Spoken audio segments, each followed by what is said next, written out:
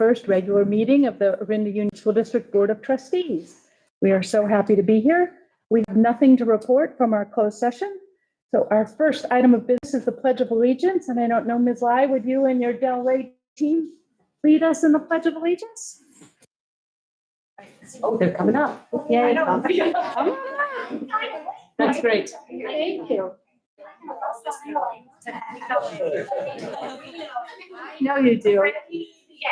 I pledge allegiance to the flag of the United States of America and to the republic for which it stands, one nation, under God, indivisible, with liberty and justice for all. Thank you so much. We are so excited to have you all here. All right, You want to jump into that? let's begin with our school program with students from Delray. And Principal Lai, will you introduce it all to us, or Okay, maybe we'll have Sarah? Sarah Okay. introduce Yeah, us. for sure. Hi. Welcome, Delray students and teachers and Ms. Lai. We're so excited to have you. Hope we have a great presentation with you tonight about our social studies curriculum. So welcome. We're so excited to hear from you. Where would be the best place for us? Because we have things to hold. Right there. Right there. Thank you. Just watch the tripod. Yes, just on. So you're going to face this way. See where the clock is? That's where we're gonna. You're going to face these right here. Stand with our partner. Stand with your partner. If you want to take a picture and come up here, you're welcome to do that. You can Yeah, come around the please. back. Come on, don't be afraid. Yes. Oh, good. Come around back here and take some pictures. And I know you're using that. We are, so you guys. Just signal to me and I'll click. We've done a lot of practice and we are so excited to be here. I do have to say, I think excited is probably an understatement for our group this evening.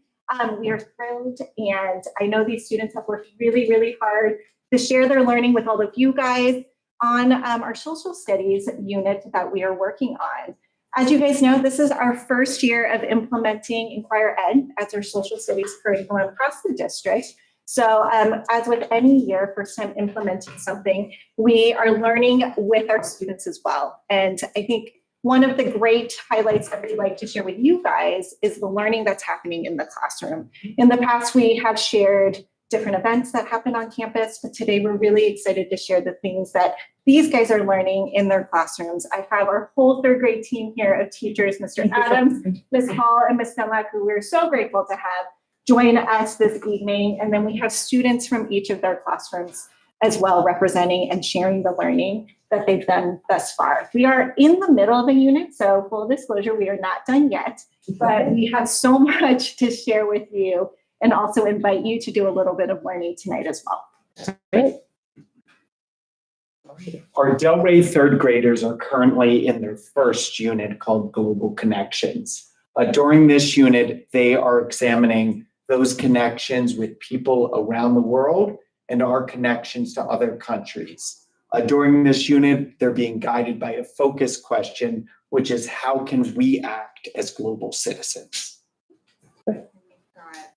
Ellie and Jake from Miss Hall's class who are going to talk to you about how we've launched our unit. However, before that, Miss Hall is going to talk about the process that we go through. Next slide. Thank you. For me.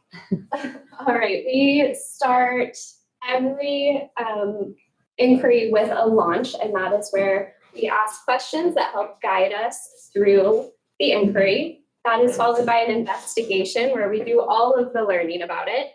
And finally, we reach the action, which is where we do the fun project that shows us what we learned. We'll focus now back to Ellie and Jake. We're going to talk about how we launched this unit. Welcome parents, teachers, directors, Superintendent Glemmy, and board members. Hello, I'm Jake from Miss Hall's class. Hi, I'm Ellie Dickinson from Miss Hall's class. We're here to talk to you about our personal connections to the world. This map shows where we have traveled, where we have lived, or where close people in our lives are living.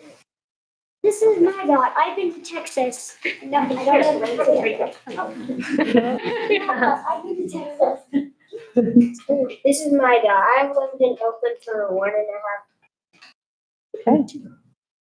These dogs are special to our class because they represent us. We get to see where other people have traveled and they inspire us to visit that place. We'd like to invite you to put a dog on the map where you have a personal connection.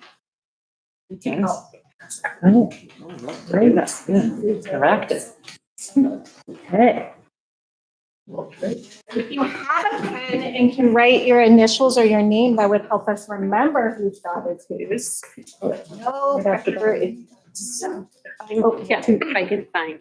Maybe the smallest dog. Ready.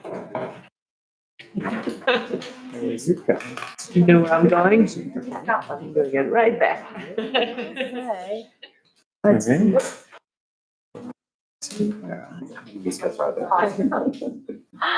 It's hard for me. Ready? What are you looking for, Carl?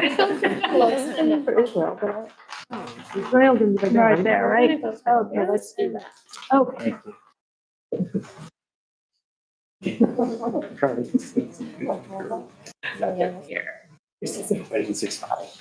What's that? My daughter's creepy. London.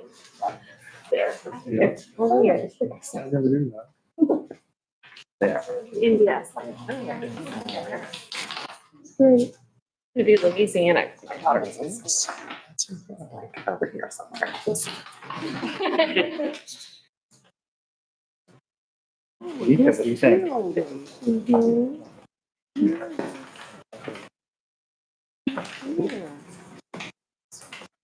Oh.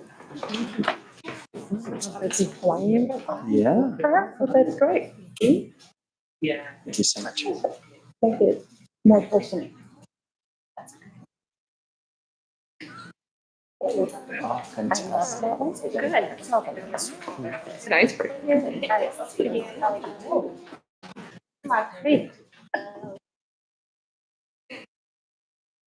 This helps us learn the different continents and the places our class is in. Thank you for participating in our activity. Now we're going to send it over to Liv and Kelly who will talk about UFQs. Hi. Hello, I'm Liv from Miss Dunlop. I have a personal connection to Oslo, Norway. I'm so grateful to be here with you. Hello, I'm Ellie from Miss Dunlop's class, and I have a personal connection to San Francisco. After sharing our personal connections, we started generating our questions for this unit. Focus for our question was we can act as global citizens. Some of our questions were, how do we become a global citizen? And can I be a good global citizen? Another question was, what is a global citizen? These questions help us figure out what we want to learn and understand about our cultures and countries. We also sorted the questions into open and closed. Open means this is a question that has different answers, and closed means there is just one answer, like yes or no.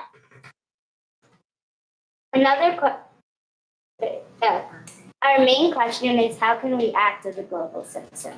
So far, we have learned that it means helping others and the locations of our country matter. We all love you so much, and that's all from me. Thank you. Do you have some ways we can act as global citizens?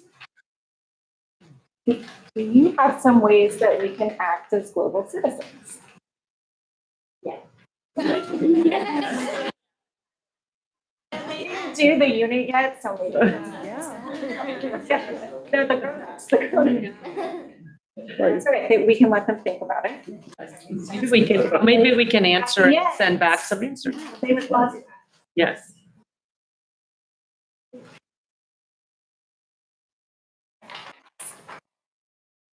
And one more. So Ellie, Jake, Ellie, and Liv did a nice job sharing kind of all the components of our launch to this unit. The next part, which is the one, the current section that all of our third graders are in right now, it's probably the meatiest part, is our investigation. And Freddie and Isabel are going to talk about some of the work that they've been doing in that investigation unit, or part of the unit. Hello, I'm Isabel from Miss Dunlop's class. Hello, I'm Freddie, and I'm also from Miss Dunlop's class. We learned about map skills like hemispheres, equator, and directions. We use these skills to figure out mystery countries. We'd like to do a mystery country activity with you. Here are the clues. It is in the northern hemisphere. It is a part of the Wait, hold on. Let's do that one more time. Hemisphere. Say that, start with the first clue again. It is in the northern hemisphere. It is a part of the continent Europe. It is bordered by land on no sides and water on all sides. It is located east of Ireland and north of France. What is this mystery country? Iceland? Iceland. No. We said we take another guess. East of Ireland and Wait, what is north. yours one more time? Yeah, can you say it again? It is in the northern hemisphere. It is a part of the continent Europe. It is bordered by land on no sides and water on all sides. It is located east of Ireland and north of France. What is the mystery country? UK. What? UK, United Kingdom? Yeah. Good job. That's correct. Has some land, no? Yeah, it's confusing because I thought it had some land. Like they need the map. It connects to Ireland? No, Doesn't it actually connect to Ireland? We need to zoom in. And we figure out our mystery countries. These countries are now the ones we're researching and learning more about. My country is the UK. So far, I've learned that there are so many double-decker buses because so many people are in London. Country is Mexico. So far, I've learned there's a lot of pretty flowers there, and we got a lot of flowers up there. We're excited to learn more about our countries. Now I'm going to share what we have learned and what we will. Thank you. Yay. Yes. So these are some of the things that we've learned so far. Ellie, will you read the first one? Maps and globes show direction and location. Katie? How to use different map features. How to analyze maps. And, and these are the things that we will learn or in the process of learning. How geography shapes culture. Our global community is connected through trade. How we can play a part in the global community. All of that is all part of our investigation unit. And then culminating, once we've gathered all of that information and once our research project's pretty full, we end with action. And Ms. Dunlap's going to talk about what that could possibly look like and also like the purpose of action in our social studies unit. Right. So as Ms. Lai mentioned, the purpose of the action project is to take all of the research and all of the questions that we've been generating and accumulate it into one final project. What this can look like is a product that can be used to send out to other people and be used in the world. One example of this could be a cookbook that has all of our global connections to what is important to us and an opportunity to share our culture. One aspect that's really important about this is that it is also student-driven. So just like the inquiry is student-driven and the questions that we came up with, the project is something that we decide on as a class and also as a third grade team. That's great. Any questions for us? 1, 2, 3. That's great. First of all, well done. I know.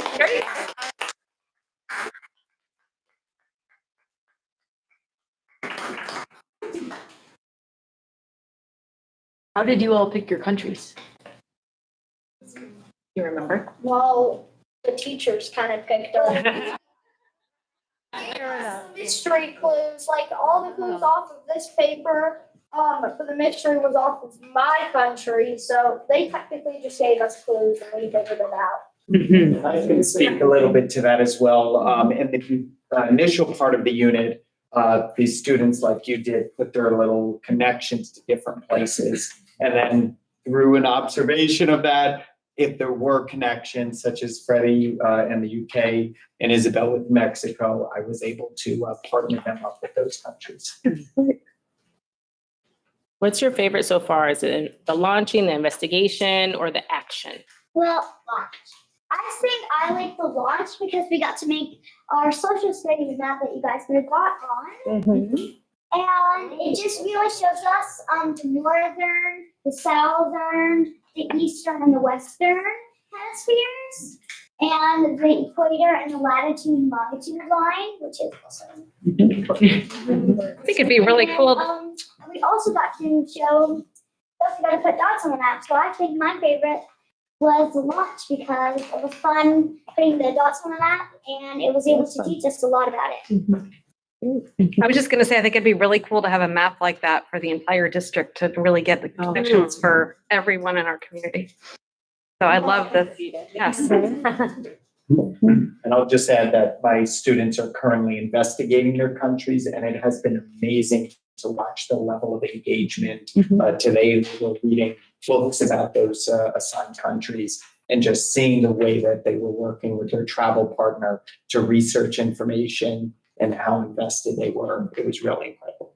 So will you learn about like the capitals of those countries and the history a little bit and the people who live there? Currently, the focus is on geographical features and cultural and culture. So right now, they're making connections between how geography influences culture and sort of looking at those connections there. Add on to Mr. Adams, like we're trying to focus on the landscape. So like nature, animals, and flowers would go on one piece, and then like buildings, people would go on the other piece. Oh, that's great. Was it hard to come up with questions? Because that's the different thing about this. Well, yeah, kind of. Well, we did have a map to help us with some of them, but otherwise, not really. Very natural. I feel like asking questions is very natural. Like, I want to live, like it would just say, how can we act as a global citizen? And then you kind of just, like, you kind of write the same thing, you just change the first word. Kind of like that. But I do think there was some good thought in here too. Yeah. You also did mutual respect, that was back. Yeah. Like disagreements? Yeah. Are there any other questions for us? I just have a comment. Well, first of all, awesome presentation. Thank you. And you asked us a question, which we were stumped by for a second, which is how can we be a global citizen?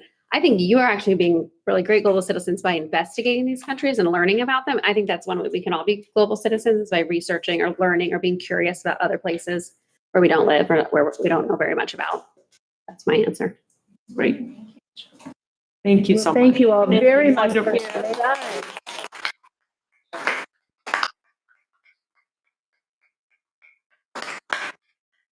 Thank you so much. It was wonderful. Thank you.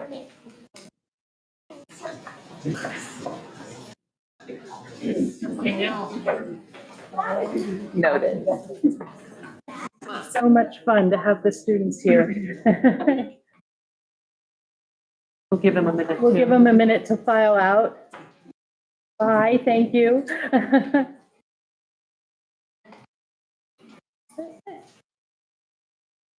The next item on our agenda is our public comment period.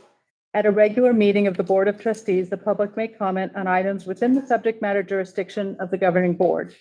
For items on the agenda, the public may comment at the time the board considers the agenda item. For items not on the agenda, the public may comment under item 6A, public comment. The Board of Trustees requests that individuals who would like to address the Board of Trustees on an item do so by filling out a request to address the OUSD School Board card and turning it into the superintendent prior to the agenda item. Comments are limited to not more than 3 minutes. Groups are asked to limit their comments to a total of 5 minutes, and the board shall limit the total time of public comment to 20 minutes. To comply with the Brown Act, the board may listen to comments from the speakers, but can neither discuss nor take action on the issues presented. So I see we have a few public comments tonight. Yeah, we have 2 public comments. Okay. The first one is Kathy Barrett.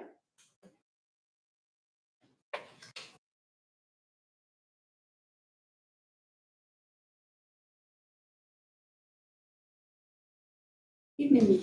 My name is Kathy Barrett, and I've lived in Orinda for 45 years and have 2 children who've gone through their wonderful programs and are now having families of their own.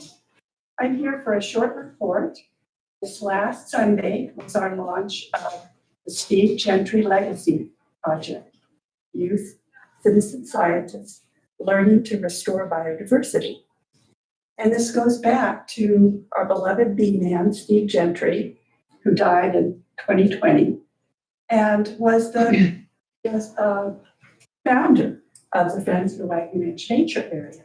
He and Taurus Yeager in the 90s began putting beds in a little area of the garden and encouraging parents like myself who are donating their time and interest to Taurus's classes would work, during programs with children over the years. And many of the children who have gone to programs recently have parents like myself who were hooked on the nature area programs.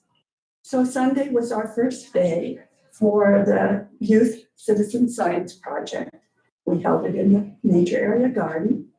And the purpose of it is to give them an opportunity to become scientists while they're investigating questions that they have about the biodiversity and soils and organisms.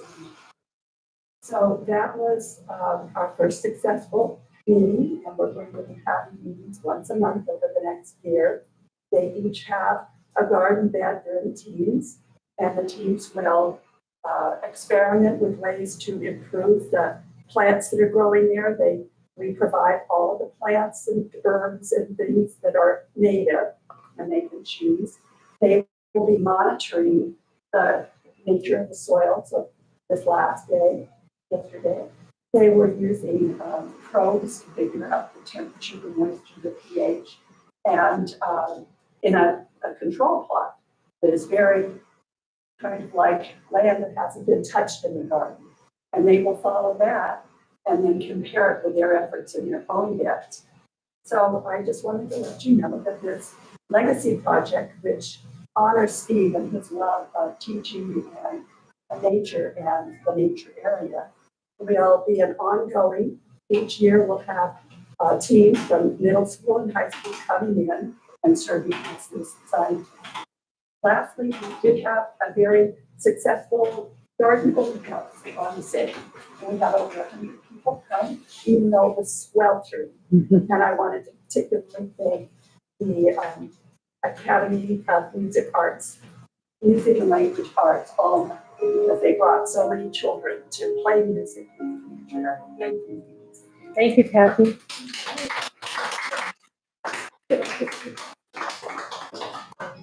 And next we have Allison Stout and Catherine Richards.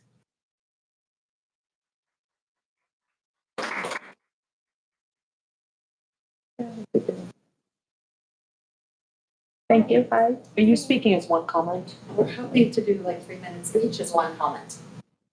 So 5 together? It's a group, is it 5? As a group, Okay. is that okay? Try to be so smart. Thank you. And Allison, this is Catherine. We're both parents of OIS students. I'm a Marimani student as well. Catherine has a Delray student. And we're here today to discuss why we would like the board to consider moving to an entirely phone-free school district. We know OUSD schools already require all students to keep their phones in their backpacks, and there are repercussions if students are found with their phones in hand. And for the most part, sounds like this is working. However, the students remain tempted by the addictive nature of the phones, and our teachers have too much to do to be policing for phones.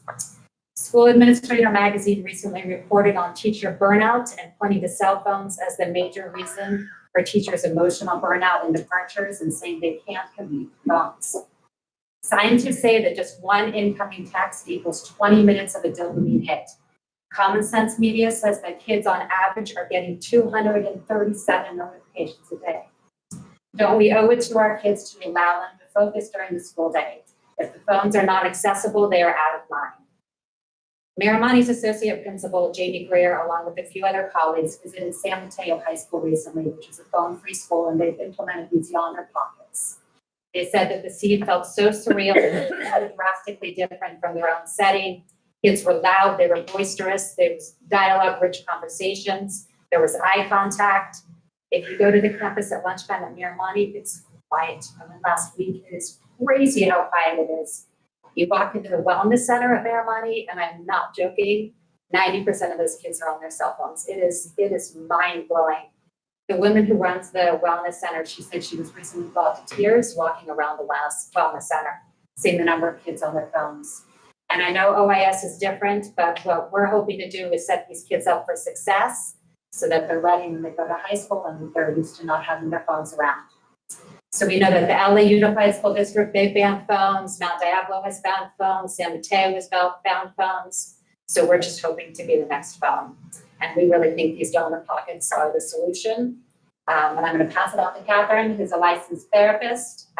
She'll talk a little further. As Allison mentioned, I grew up in Orinda and have been working in mental health settings for more than 25 years.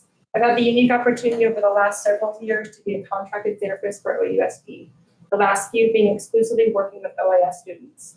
So I've seen firsthand how resilient and malleable our teens need to be and are. I've also seen on an intimate level how socially and emotionally devastated our teens are at the hands of cyberbullying, pervasive and debilitating anxiety, and plummeting self-worth. These and other situations too often rooted in cell phone accessibility. I've seen how much damage can be done between classes, from bathroom stalls, and at lunchtime. Those who know me know that I'm not an alarmist, but I do feel a very strong sense of urgency around this issue.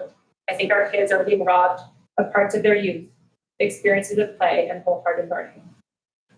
Bringing yonder pockets to our district as we move towards cell phone-free campuses is both a preventative measure and a reactive one.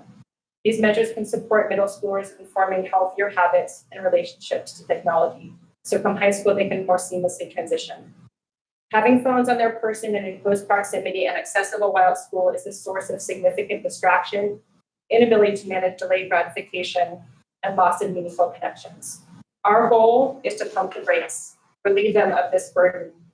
These devices have and will continue to force our kids to grow up faster than they are socially or emotionally ready for. When kids have access to their phones around the clock, one of the many consequences that the previous day or night's issues get perpetuated, and there's no time to allow issues to settle and for cooler heads to prevail. In moments of distress or overwhelm, I think we can all appreciate the benefit of waiting to respond or pushing the send button until we've slept on it and given ourselves some time to regroup. Their brains are simply not equipped or capable of self-regulating or self-monitoring when it comes to cell phones. Research consistently shows that brains are not fully developed until your 20s. It's not only what they are doing when their heads are down, but it's also what they are missing. Social cues, body language, invitations for engagement, and eye contact. We encourage and ask them to cultivate a sense of community and belonging, but we're not doing our part to set them up for success by allowing the kind of accessibilities they currently have. Our hope is that the state continues to pass laws that the onus is no longer on superintendents, principals, and teachers on the ground, but in the meantime, we can do this for our kids. We want to give our kids' nervous systems some respite for just 7 hours a day. They deserve it. And I just want to end by mentioning that I was at a birthday party this past weekend and there was 3 OIS teachers present and they each begged and pleaded and they said, please, I hope the district eliminates phones throughout the day. They said that kids pull them out in the classrooms. There's no consistency with what teachers expect. Each one I spoke to emphatically said a phone-free campus would enable their students to be more engaged and inspired in lessons learned. Thank you very much.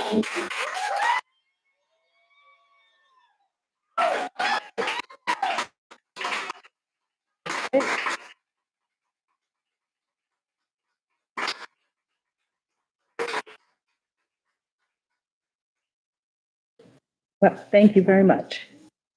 So we'll go ahead and move on to our action items. Our first action item tonight is Resolution 25-08, Bullying Prevention Awareness Month. As is our usual custom. Etta, will you start us off? Sure.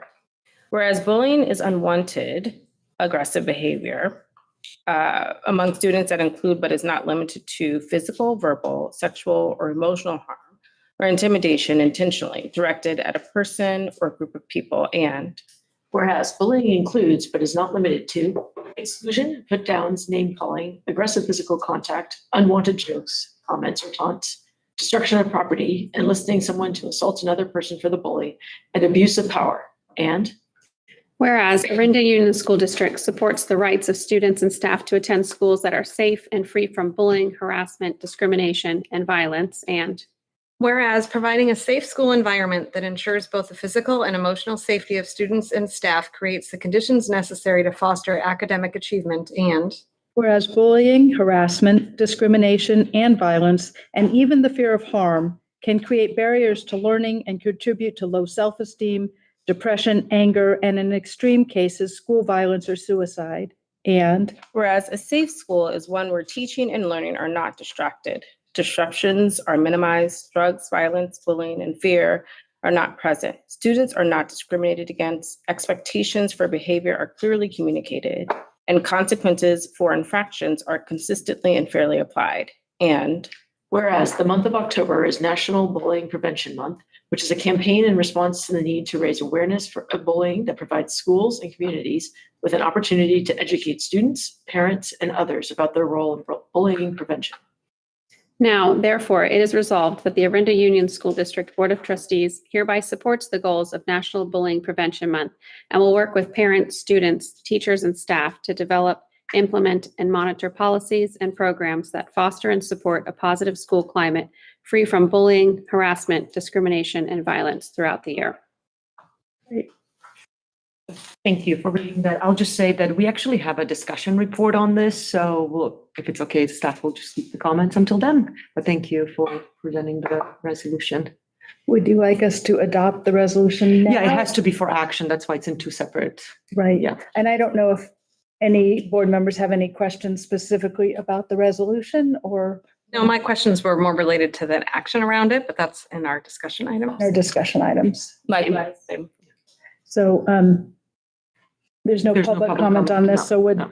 a board member like to make a motion to approve this resolution? And then we'll have a full discussion in our discussion items. this is that I move that we approve Resolution 2508, Bullying Prevention Awareness Month. This is Hillary, I second. All in favor? Aye. Roll call. Oh, a roll call. Sorry. Trustee Shogan.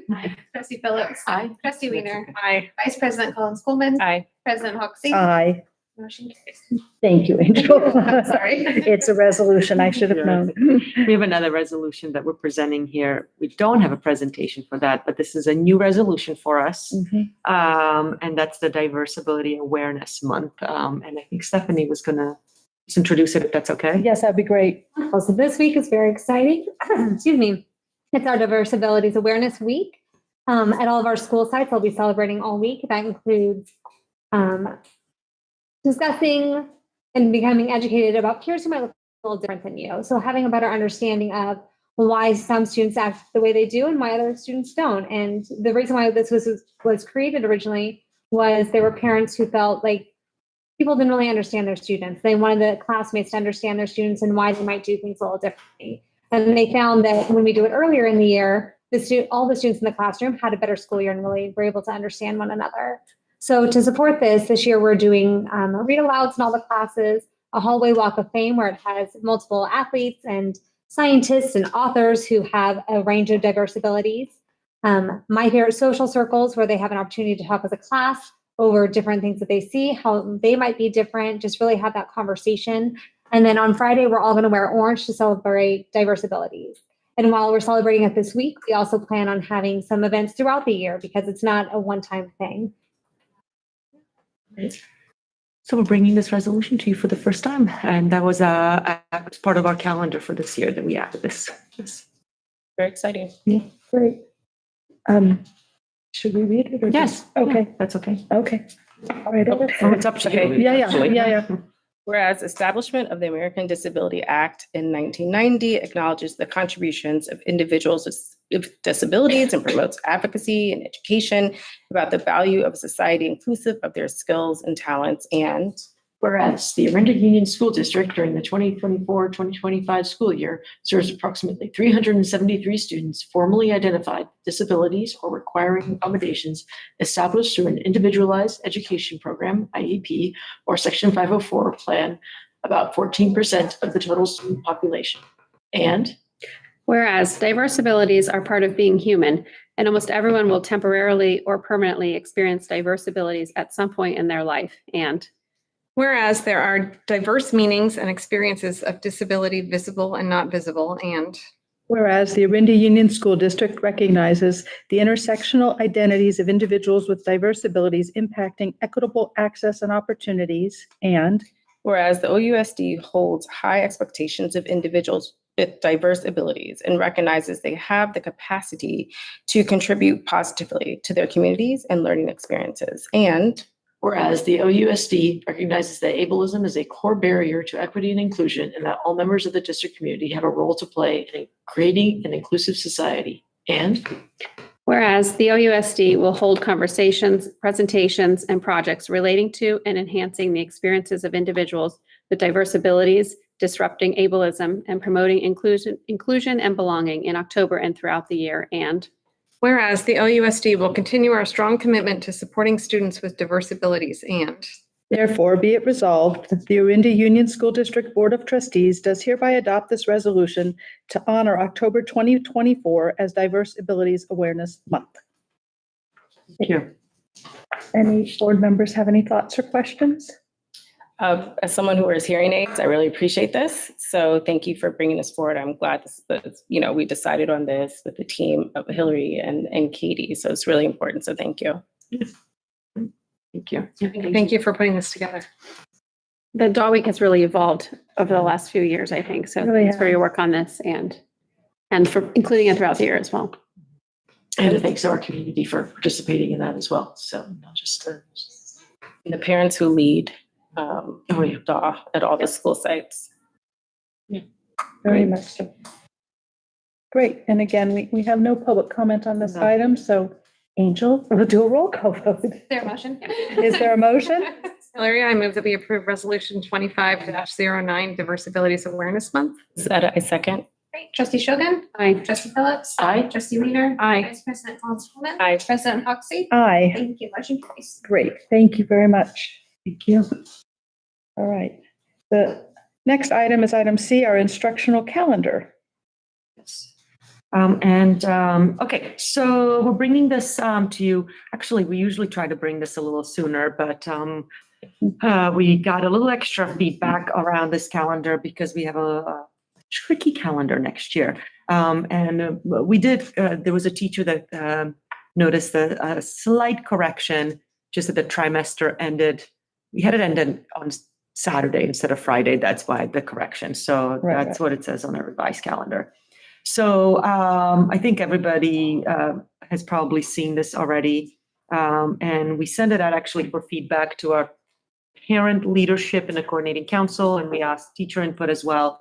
But the tricky part is the November next year. The Veterans holiday falls on a Tuesday, with Monday being a school day. And we are concerned with a possible increase in absences on that day, which of course affects our ADA and loss of instructional time for our students as well. So we are recommending this evening adoption of this calendar based on, it does align with the AUHSD calendar.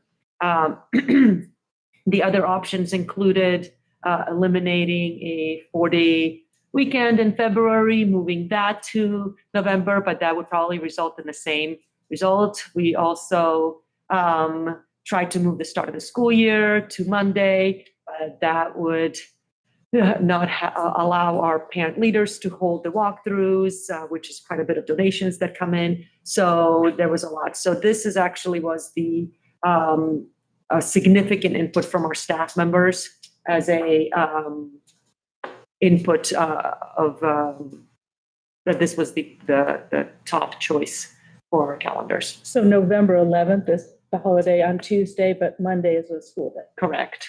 But otherwise, we align with the high school district. And actually our partner districts as well. Have Monday and Tuesday off? No, Monday is a school day. Everywhere. Everywhere. In this area. Yeah. Correct. Just checking. I mean, there are other districts. Right, I understand. That have that entire week off, or and then go into June. The other Orinda elementary school districts are doing. Moraga and Lafayette have this situation. Which is correct. And I think Walnut Creek as well. And the federal holiday is on Tuesday. And there's no. Also closed. Correct. On Tuesday. Mm-hmm. So if we moved it to Monday, We then cannot. We're not allowed to. We would have to do Monday to You have to Tuesday. add, take it one away. We have to move it. You would have to add a I Monday. understand. Okay. Just asking. Yeah, no, it's okay. I'm just saying it out loud. I tried. Yeah. I think it's a tricky one. Definitely think enrollment on that day, it could drop, which of course affects our ADA. But I think aligning with the high school district will help with that, mitigate a little bit. high schoolers seem less likely to miss school. And if this is kind of the best one and what our neighboring districts are doing, then I'm in support of it. Yeah, that's my feeling as well. I mean, I just didn't really think the other options, they presented other problems that I thought were in some ways more significant. What did the neighboring school district do this Same. year? Oh, this is it. This is what they've already. And then did they have, I mean, have you talked to them and have they had a lot of, attendance loss and? This year was not an issue because It's on a Monday. it's coming up as a Monday. Yeah, I'm sorry. Lafayette. Didn't they? This is for For this. 25, 26, so it's No, for but next You're year. talking about what did Lafayette have? Lafayette had On this this. People's Day? Yeah, when they had actual, Oh, I don't know. I'm sorry. okay. I don't know. I thought they had school on that day. I think you're right, and I don't. I have not asked them Yeah, about their okay. attendance. I I just- apologize. Yeah, I Yeah, didn't no worries. misunderstood your question. Yeah, I will follow up. I'm not sure. just wondering. Just to push on that a little bit for the February option, if we were to move one of the President's Day weekend days, 'cause one of those is not a federal holiday. Correct. We could move the We Friday. could move the Friday. I just worry we're both gonna have student and potentially staff, teacher absentees on that Monday, and I don't know if that makes things worse or better than pushing it to the other weekend where. But if we move the Friday and the high school has it off, That was the reason that we got the feedback is that that's a big absentee week due to so many other offices being closed and people taking those days off and the high school having it off.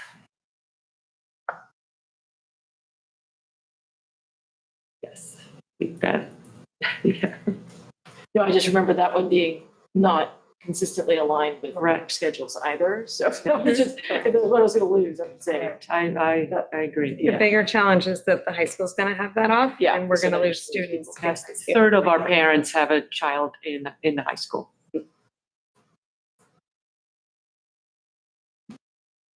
do you have a public comment on this? Are We we do. We ready have for public one comment? public comment. Great. Sean, Brennan? Be short and sweet. Thank you. Just adding on to your conversation, we asked the district and the board to consider other alternatives to having us come to school on November 10th. Again, concerned about ADA, about loss of learning opportunities. And so we posit that we could move that October 13th PD day to that day, or one of our before school PD days. So teachers would be there, but students would be off that day. Just another angle from which to look at that. Thank you. But the October 13th is a Marimani holiday, and it's also probably People's Day, right? Speak a little louder, I couldn't hear. I'm sorry, I was saying that I think October 13th is Akalani's Union High School District holiday and Indigenous Peoples' Day, which is a federal holiday, right? We don't have to have it all. We don't have to have that one off. Oh, which is why Lafayette. Chose not to. But we do get a lot of absences on that day. And that was what your question was. Yeah. Right. Yeah. It's hard to know. I fear no matter what we do, we're going to get absences. Yeah, and it's pretty close to Thanksgiving too. Right, so you're going to get like a long weekend in November, and then 2 weeks later is Thanksgiving break, right? Which is what we have now. I mean, that's. Right. But I think it's a tricky one, but I think that aligning with the high school district, it prevents the situation where it's less likely to lose students than if we are misaligned and elementaries have off, but high schools do not. we are getting a lot of questions from the community about the calendar. So I think then we would like to. Oh, in terms of what it is that what you mean? Is get at least an action out here. There are other consideration, you could come back with a revision, but right now I think this is, I mean, you can. I understand. I'm just saying we should make a we do decision. Some sort of an We'll action know. tonight, and then if we need, at least, I think there's a question around really the big breaks. Yes. And the start at the end. I don't think that they're necessarily as concerned about the day in November. We are, but they're not. the beginning and the start of the year and the big breaks is a big question already for the families. So there's still time if we needed to come back with a revision in some of those, we could, but the start of the year, end of the year and the big breaks is a really big question. But just to both, again, to continue to explore the ideas that are thrown out for the PD days that are in January, well, either the January one or the March one, are those ones that could potentially be? So that was an option that we put in there was a teacher work day in January, that we posed that. The parents really liked that idea. The staff voted that as an absolute no. The January one. Correct. Okay, they like the We day. did not push out the professional development day from the start of the year because, as a staff, we did not feel. I'm that would assuming be a it's highly necessary to attended. get started, and that's why I was Yeah, looking we at the just felt January. the start of the year, professional development would be pretty necessary not to move. And the October, we needed to align a day off with the high school. But otherwise, we would have no professional development to start the year. No, that's what I was looking at, January, March. But like, And so options. we did put that in as an option and got a pretty significant vote down from the parents loved it, the staff did not, so we went with the staff recommendation. So. And I don't think the teachers would like no teacher work day in August either. Yeah, I know, just Right. January, March were the two that seemed like maybe most. March possibly, but then we would have no PD there. Which that's something that we could, I guess, talk I mean, about. you'd still have a day there when high school. Still have a day, session. yeah. I mean, it's Which is tricky. another- I think we're assuming a lot of those families would be gone regardless, so. right. Did you say? I think we're assuming that a lot of those families would be gone regardless, so Oh, what are the days where we get the yeah. most number of students in school? So.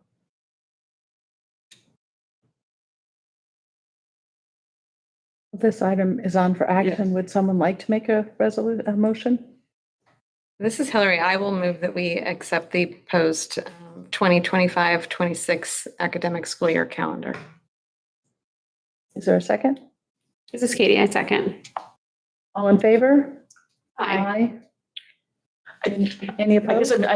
I just didn't feel like I got like a full answer on why not the March date is because you don't want to miss a March PD day, or is that also a day in It's a which? day in a high school, so we're It's a not day in a aligned high school. again. Okay. And- Sorry, I just didn't get enough. I'm clarity. sorry, So I didn't know if yes. everybody else got the clarity on that. I'm sorry, I didn't mean to rush. Sorry. Okay, thank you.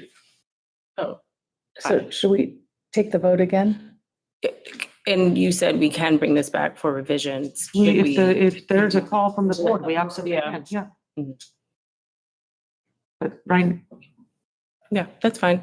Okay, so there's a We're not motion clear and on the a who voted. second that Hillary made a motion and Katie seconded. So all in favor? Aye. Any opposition? No, okay. Thank you. no worries, thank you. Okay. It's all good.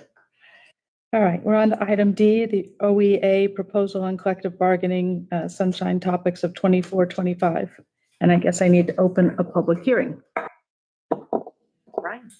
Great, thank you, President Policy. So these next two items are related to our collective bargaining with our certificated union, OEA, for the 24-25 school year. OEA has chosen to sunshine or reopen articles regarding teaching hours, class size, salary, and benefits. And we look forward to setting some negotiation dates coming up for starting November, December with OEA. Great. Do any board members have any comments? Is there any public comment? Oh, hi, Charles. Yes, Charles Shannon, President of the Orinda Education Association. We're really looking forward to our thought partners in the district in doing our best to look at ways to really make sure the environment for our teachers is such that we can do our best for students and continue the excellence that we have in Orinda. So we really look forward to being in the district's negotiating team. Thank you. Thank you. Seeing no additional public comment, I will go ahead and close the public hearing and ask for a motion to approve the proposal on collective bargaining topics. Yeah, sunshine. This is Hillary. I move that we accept OEA's collective bargaining proposal for the 2024-25 school year. This is Ed, I second. All in favor? Aye. Any opposed? Great, the motion carries. And now we're on to the initial proposal on collective bargaining topics with the Orinda. In school district. Oh, it's on here twice, I'm sorry, with the, Brian, go. Yep. So this is the, each time we, OEA has sunshined, and now it's the district's time to sunshine. okay. In addition to salary and benefits and teaching hours, we both have sunshine teaching hours. As it's kind of a behemoth of an article and lots of good juicy things in there that we want to talk about with OEA. The district has also chosen transfer, the transfer article. Do you have any questions?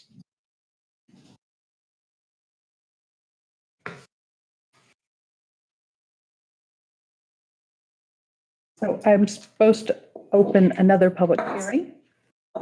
And does anyone have any questions or comments on the district's sunshine of articles? No, thank you. Is there any public comment?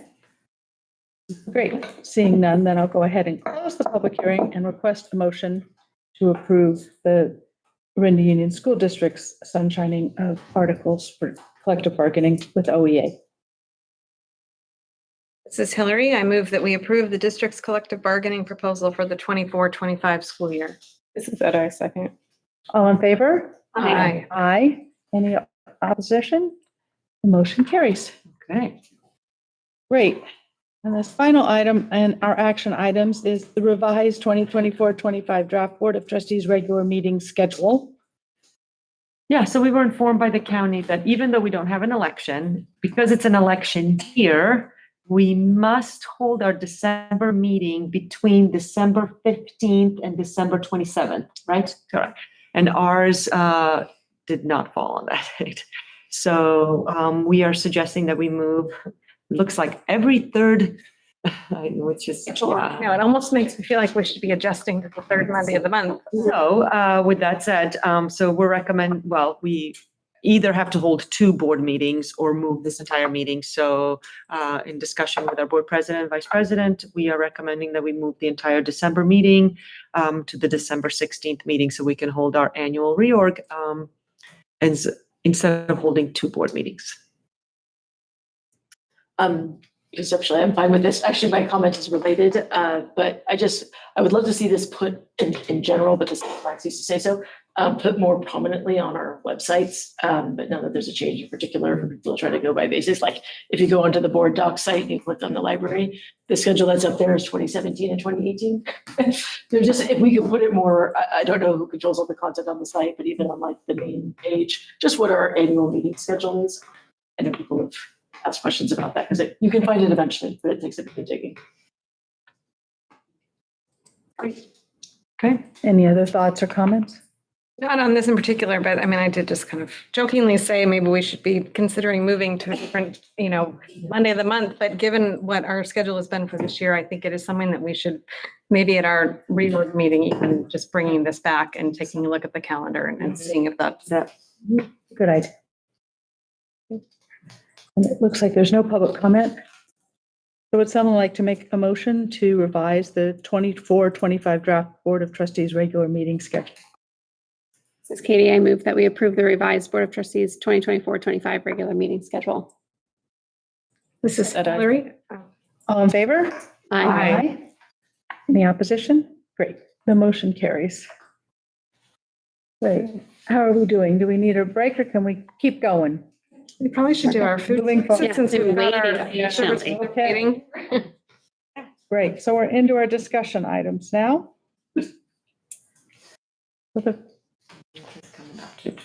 Great. Hi, Mika. Thank you. So we have the whole group here. As you know, we had many changes this year for the food service program. The biggest one is, sorry. The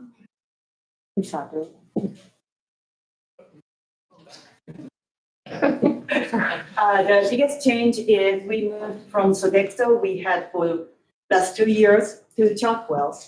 And another big change is we established a new position at the district office, food service coordinator, lady worker. And I want to introduce executive chef, Melissa, and dining room service manager, Cassandra. Some employees moved from Sodexo to Chartwell and stay with us. And some employees are new employees to the Chartwell. And Paul is a regional director. Yeah, regional vice president. President. Yeah. And Brooke is from Martinez. They helped us a lot, and they will talk about the changes and how we are doing so far. Great. Thank you, great. Mika. Thank you. Good evening, everyone. Hi. So tonight for food services overview, we'll touch on a few things, kind of a story, if you will, of where we started, where we're at currently, and where we'd like to get. We'll take a look at our data and the numbers. We'll also look at our menus, past and present. And we'll close out food service with a special treat mood boost for all of you here this evening. Nice as that. So this year, we contracted with Chartwell's new vendor to provide food services to all schools in our districts through a formal RFP process. The new vendor included staffing from 15 members, including an executive chef and a director of dining services, Cassandra, the addition of myself, and the implementation of new recipes, training, processes, and procedures. So top down, inside out, in the program. The change in service, product, and ultimately the new food and nutrition that's available to our students has been very well received and positive. We are only at the start of our implementation programs, and we have a long way to go with many exciting things happening. So this is a little visual of where we started. This was our Bow Wow Chow at OIS, leading up to this summer this year. So sterile looking, not really inviting, doesn't really look like a place where children would congregate to eat or get food. So we had our work cut out for us. We did start this year with some challenges, and mostly due to staffing challenges. Anytime you roll in a brand new food service vendor in a short amount of time before school, there is a challenge for staffing food service workers. Getting them up to speed, professionally developed, and into schools, into their kitchens is a task in itself. Similar to opening 5 restaurants on the same day in 5 different places is what we were dealing with. So time to establish permanent staffing at each site was a challenge at the beginning of the year. Our kitchen equipment at several of our campuses is in need of repair and replacement, which presents challenges in itself when we're looking to elevate the experience and options. Meal production challenges in the start of the year were present, and that's mainly due to staffing. We did not have the right amount of staff at each location. So those production challenges did happen within the first few weeks of the year. And probably the biggest challenge that we started the year with was tackling a negative perception from prior years of our service with Sodexo. Acclimating our school communities to a new vendor, their process, their operations, and ultimately gaining trust in a new program throughout our communities was a giant challenge that we started the year with. So, where we are now, we've had many successes in just the few short months that we've been up and running. We are fully staffed at all of our school sites, which is a feat and a challenge. Glorietta, Sleepy Hollow, and Ragnar Ranch have 3 staff members, lead cook and 2 supporting cooks at each location. Delray has 2 staff members, a lead and a supporting cook, and OIS has 4 staff members now, 1 lead cook and 3 supporting cooks as well. The district-wide changes in the position as well. The Chartwell staff at each school is uniformed, wearing name tags. It creates a really cohesive and professional look. It's very clear who food service workers are at each of the cafeterias. Increased menu offerings that rotate every 21 days. We'll talk about our menus a little bit and how they've changed, but you'll really see it. And the rotation of every 21 days keeps it fresh for our students. We introduce things, especially at the elementary level, a minimum of 3 times before we decide to switch it out or make a change. And that's just child food psychology, the number of times you have to introduce food items. Scratch cooking, locally sourced produce. You can actually smell lunch being prepared at our schools and breakfast, and it's wonderful. And we are able to locally source produce for all of our students at all of our schools. Food education programs, Mood Boost, Discovery Kitchen, Seed to Table. Those are just a few of the programs that we'll implement. All of these programs are meant to drive participation at each grade level. Elevated dining experiences for students via food preparation and presentation. It's very important the way that our food is prepared and served to our students. They eat with their eyes. Whether you're in TK or 8th grade, you're eating what looks good and how it's presented to you. And so that's been a big change in the elevation of our product that we're putting out. And then finally, a monthly newsletter between Orinda Union School Districts and Chartwell's that's housed on our district website for everyone to see. Next slide, please. So here we are now. This is just a few of the things that we have over off to the left, the Build a Breakfast Creative Lunch. These are federally compliant posters that are in all of our cafeterias. Things like the health department will look for these to keep us within standard compliance and code. Now they look nice. This is Chartwell's marketing materials that we're taking advantage of. The way that food items are prepared, we do things in reclaimed wood, food receptacles, just elevating the experience, the way it's packaged and produced in-house. And then finally, like the welcome to the market sign, all of our locations have visual pictures of what's available every day for lunch. So children can walk in and see in case they're aren't seeing Nutri-Slice at home. Just a few there. And then OIS had a major refresh. You can tell they have a new floor. The painted walls have made a huge difference. Cleaning of the space, less clutter. Scratch cooking. This is an example of a pasta that we did in Arabatia pasta at OIS, served with a whole wheat pasta noodle. Prepared chef salads. That's a picture of Sleepy Hollow. And then our salad bars are extra bars. Even the minute details that the average person wouldn't look at, but the way that things are cut, are all the carrot sticks the same size, and the celery looking clean. Those are all standards that our chef makes sure that our campuses are getting each day. A little of where we are now. Last year's menu, if we take a look, at the bottom we have a breakfast menu. Last year's menu really lacked nutritious breakfast options and variety. Feedback said that warm breakfast items would be highly invited, something more nutritious. Same thing with our lunch program. Over off to the right is a lunch menu last year.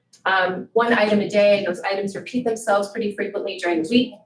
Our community also, our parent community also wanted to be able to see the nutritional values of things, and as well as allergen information. I'm trying to. That's there you go. okay. Okay. This is what our menus looked like last year. So very basic, one entree and a side.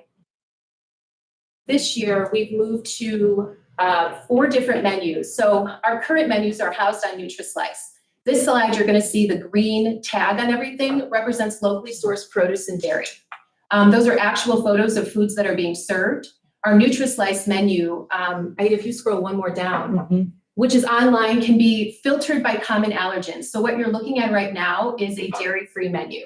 If a parent wants to go onto Nutri-Slice and filter out all of the items that may contain dairy, soy, fish, gluten, they would be able to do that and see those on those menus. A great thing that we try and tell every parent about is that in the district, we use nothing with a poultry or beef base. Everything is with a vegetable base. Right there, we're already limiting over half of the allergens that students could come into contact with. That is a live link to the Nutri-Slice website. If you want to, if we have a second, we can. Every parent can get to this either off their school website or our OUSD website. And Nutri-Slice pulls up. We have our own banner. Let me know if you want me to click on something. Yeah, click on any school that you would like. Sure.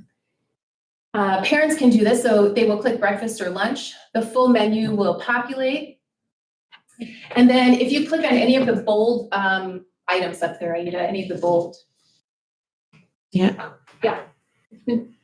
Okay, well, there's no picture for Danny at Noodles, but if you scroll to general salads, there we go, next to that. Sorry. I'm sorry. Which one do you mean here? Which one? Just click on the Dan. Okay. And then if you see the arrow at Oh, I the top, see. and now just scroll. Okay, so general style tofu. We do offer vegetarian options for students as well. So this would be, parents would have full access to see this. They can see what is in the item, what allergens it may include, the dietary items that are there. And that goes right down to the condiments that are served. So if you want to know how many calories are in the barbecue sauce or what the sugar content of the ketchup is, that's all listed there as well. I'm glad you scrolled down, Aida. If you scrolled down on one of those, it says add to nutritional calendar, or there's 4 stars there. Now, adding that item to a nutritional calendar will pull up in a separate window the item's breakdown of diet, how much it represents for the daily dietary recommendation.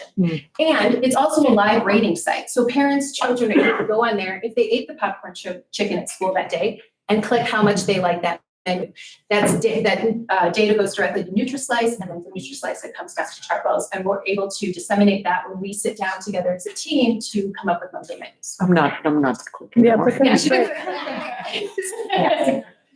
So we went from a paper one choice menu option to a fully integrative online website option with menus where you can see there's 4 different options every day for lunch, including full service salad bars, and breakfast also has different options, including hot meals too. A little bit of numbers data to start the year with. So the month of August had 1 less school day in 2023-24 than it does this year in 24-25. But you can see that our numbers are doing amazingly well.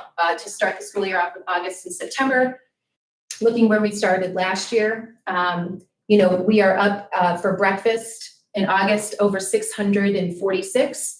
In September, we slipped a little bit, but it's a little bit of an anomaly. And if we look at lunch, we're up in August over 1,300 meals, and in September over 700 meals.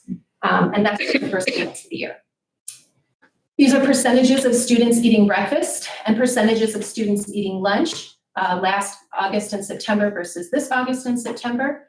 Again, numbers are going in the right direction that we'd like to see. And already at this point in October, we are on track to exceed last October's numbers in both breakfast and lunch across all of our campuses. The next slide is a breakdown of each campus, percentages of students eating breakfast and lunch each month since we started the school year.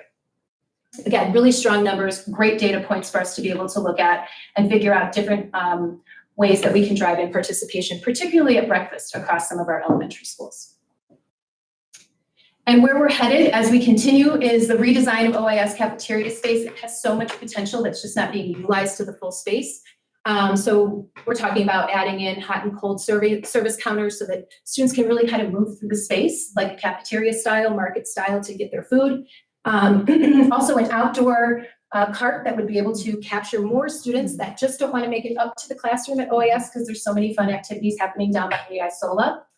We'd like to do digital displays in all cafeterias that would loop content, NutriSlice menus, changes to the menu, upcoming fun days, upgrade and replace of equipment in some of the kitchens. OIS is in need of a new oven and certainly a new cooking range at Del Rey would help out.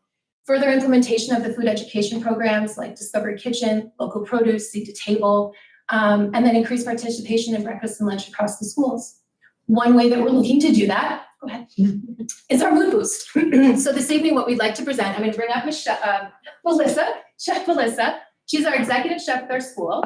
She's going to give you guys a mood boost this evening. This is one of the educational programs that we're launching right now at Wagner Ranch at Sleepy Hollow. Great. So without further ado, Chef Melissa, how can I support you, Rachel? Yeah, she's gonna pass out a mood boost that I have. We can show that front. So hello, I want to introduce you to Mood Boost.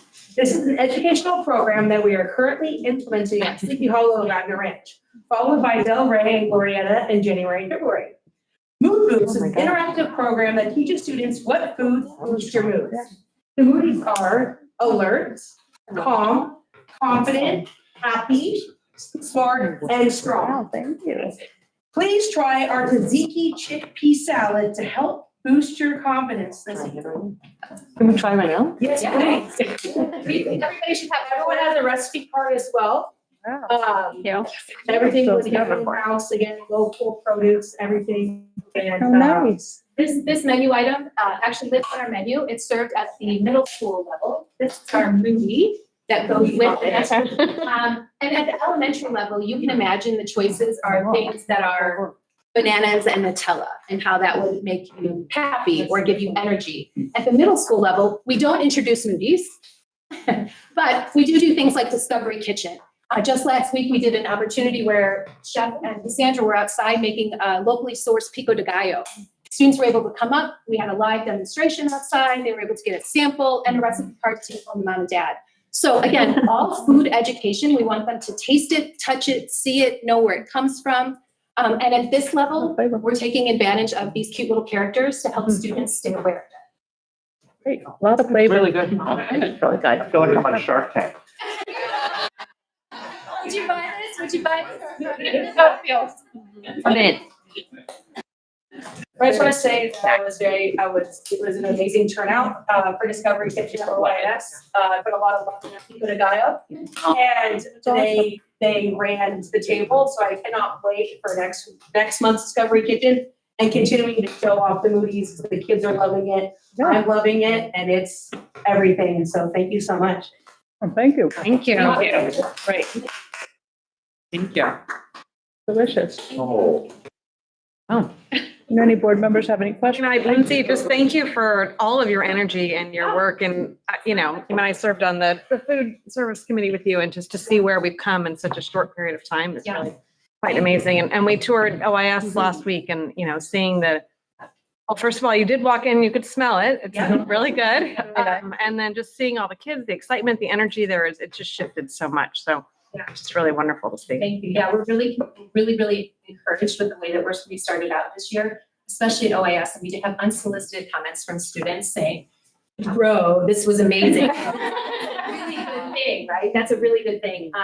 Being able to stretch, cook for kids, they know the difference. They can taste it. We had 80-20 burgers the other day, and they were shocked.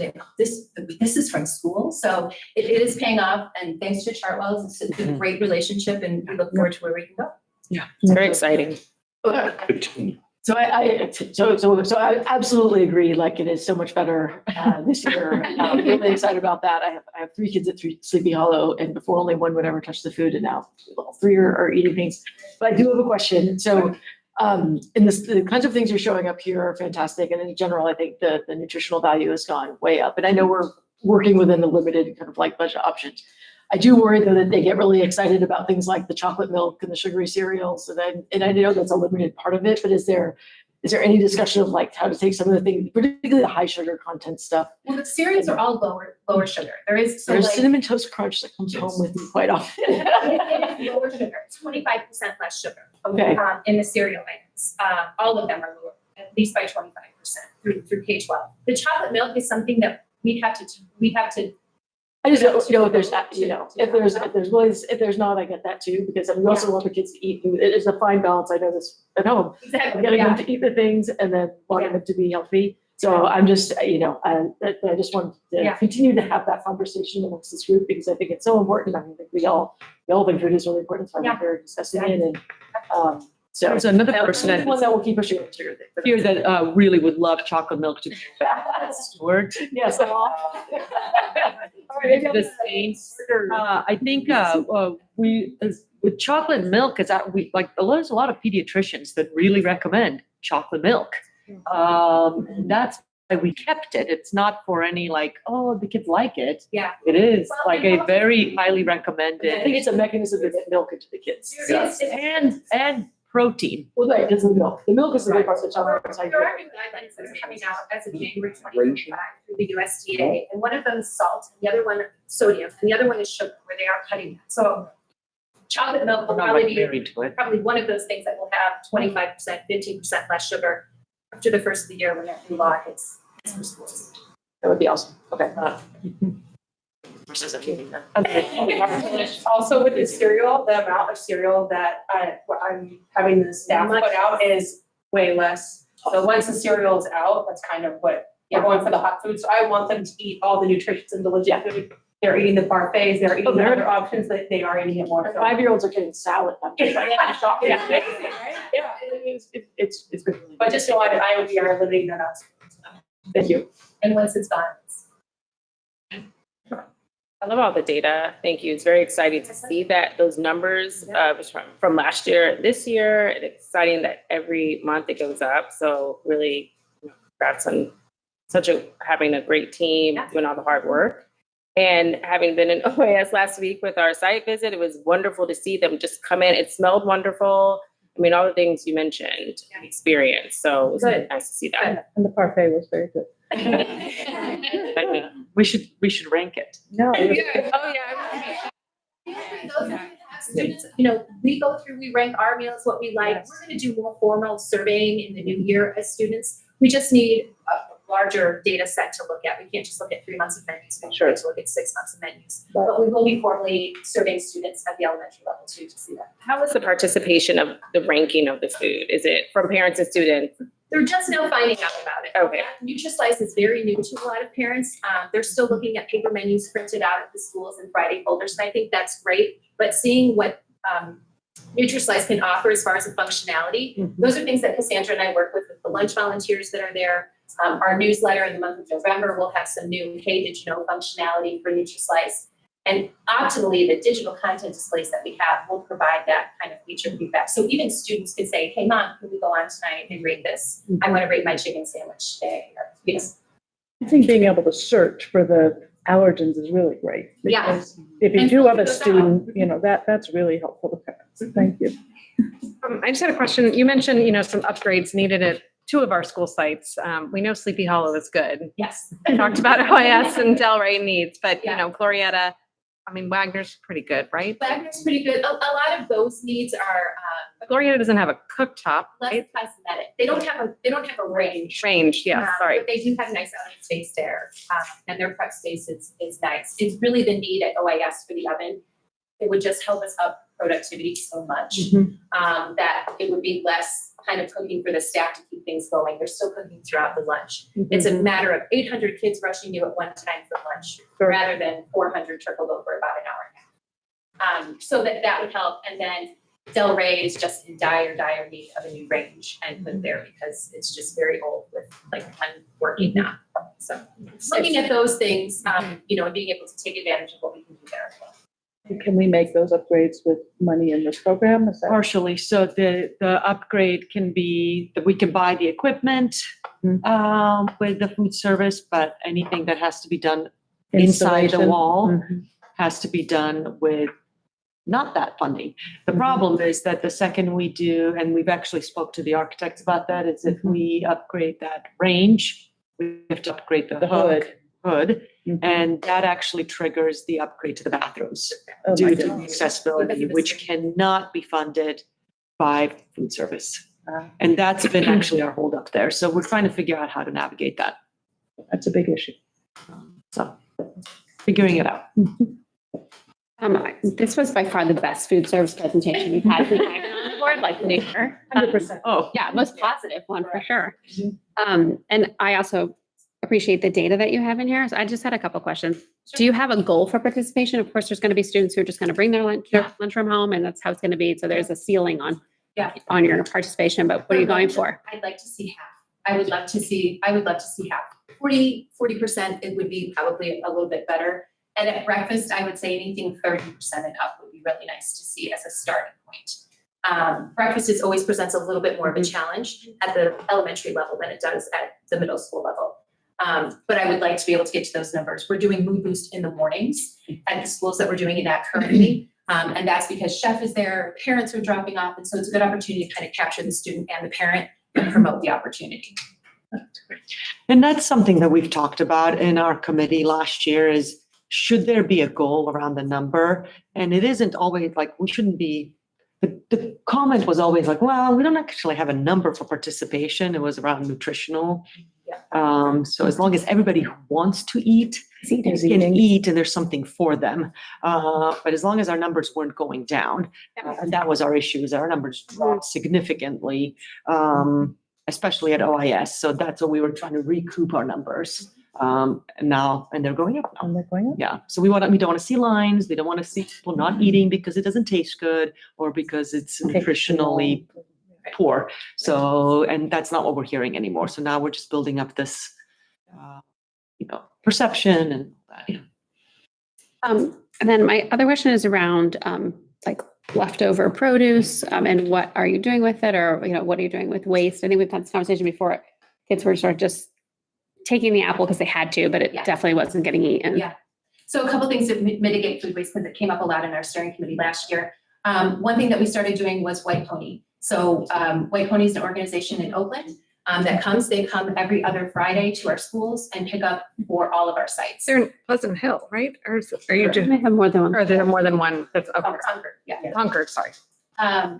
So they come to our schools to pick up our food service. When it's done, they bag up what's there. Those are put into the freezers or the refrigerators. Chef Melissa goes around on Fridays from the schools, gathers that up. We have a separate refrigerator at OIS where we keep that. White Pony comes and takes the donation. They give us a report of how much pounds of food they've picked up. The other thing that we're doing to mitigate food waste with things like apples is we're slicing the fruit in the extra bars for the students. We're slicing oranges, we're slicing apples. We have cut fruit or, like pineapples and melons, things like that are in the small cups in the lid. So it encourages, especially the smaller students, to take the apple and eat it. It's already sliced, and to take the oranges. And those are something where they're watching production. Part of the science that happens behind is every kitchen and lead cook has production sheets that they work from. So they say how much should be produced, how much they actually went through, and then that we're able to watch that through the week. Like apples are big this week, cut more. They're not doing so big, don't cut a lot. We can always do that on the fly if we need to. So via production and slicing them to make it more kid friendly. That's great. Thank you. OAS did look great and it did smell really good in there. And the kids really were excited to come through and get it. They were happy. So thank you. Thank you. We have one public comment on this, Mr. Shannon. Yeah, and while Charles coming up, can I just say like the energy? Yes. Terrific. That's so amazing. Lindsay has been just like an unbelievable hire for the district. It's so great to have somebody who's dedicated at the district office and her knowledge and just enthusiasm. It's just been amazing to have somebody. Chef Melissa, I mean, you just like walk around and you're just like, yay. And then Cassandra, thank you so much for staying. So it's just been a great team and really appreciate Brooke's support from Martinez. I feel like you just work with us. Yeah. So it's been a great Chartwell's team. And I'm sorry, we just met you, so I can't say. But I'm sure you're great too. It's been a really great collaborative effort with Chartwell's. And even, the challenging starts were really, those are like in comparison to the last couple of years, those are bumps. But they were, Lindsay was there all the time to just get that done. So we really, really appreciate the energy is just unbelievable and you can tell. So, Absolutely. Yeah. So thank you. It's delicious. Yeah. I'm sorry, Charles, I didn't mean to interrupt. I just wanted to make a comment. I'm Charles Shannon, just speaking as a teacher in Orinda, not as president of the Orinda Association. I just want to say, I met Lindsay. It was towards the beginning of the school year, and a lot of kids eating pizza. They were used to having a lot of pizza made, so everyone definitely was able to get a slice of pizza. And she saw me and I was in distress. I was like, oh my gosh, I've got a lot of kids crying, they get pizza. And she's like, no. So what I've seen is Lindsay is, take action, go to Chartwell's. Chartwell's beautifully interacts, and makes changes. Like we had whole pieces of fruit towards the beginning of the year. They were rolling off trays. We have little boats, and you can see little TKers with like 3 boats and a cart under their arm.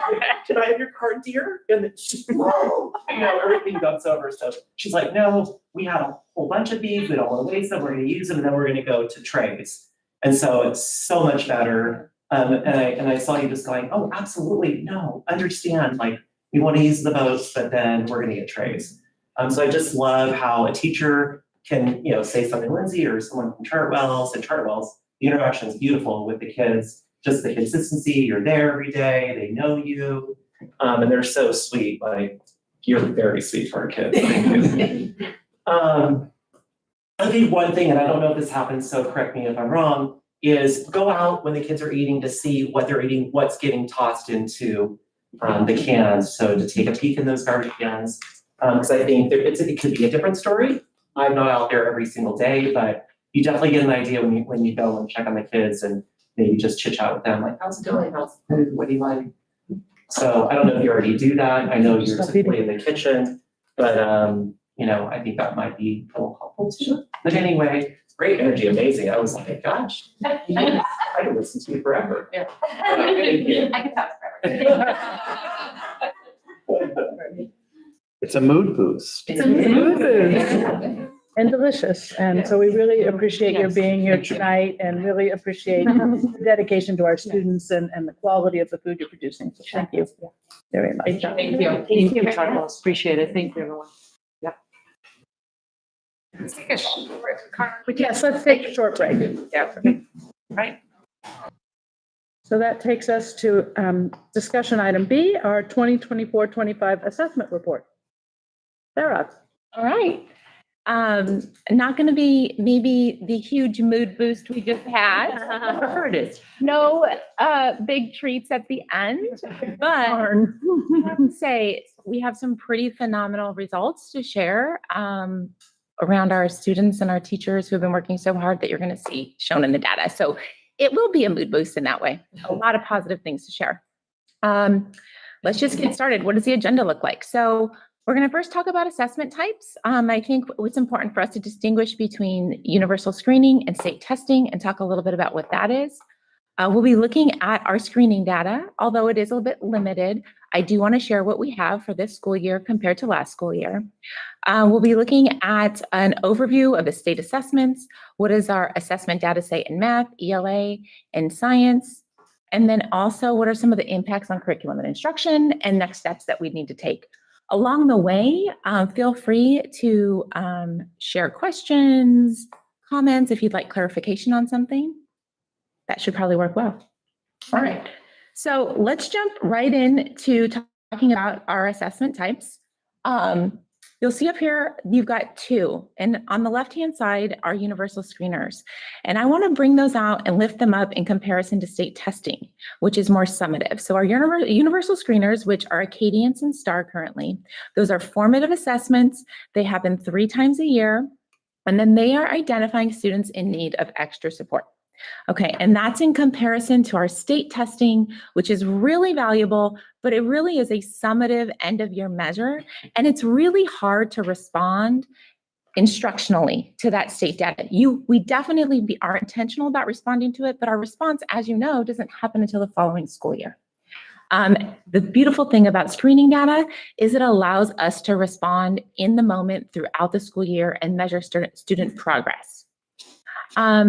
Recently, the state signed a bill, Senate Bill 114, I believe it is, and they are mandating screening for early literacy in grades K1 and 2 for the 25-26 school year. So I thought this was a great way for us to just lay the foundation around what is screening. We are not currently mandated by the state, but we will be moving forward, and so it'll be good ground building for what our next steps might be. So really, what is a universal screener? This is important just to know, it's really supposed to identify students who are at risk and not at risk for meeting standards by the end of the year. And we do this in reading and math.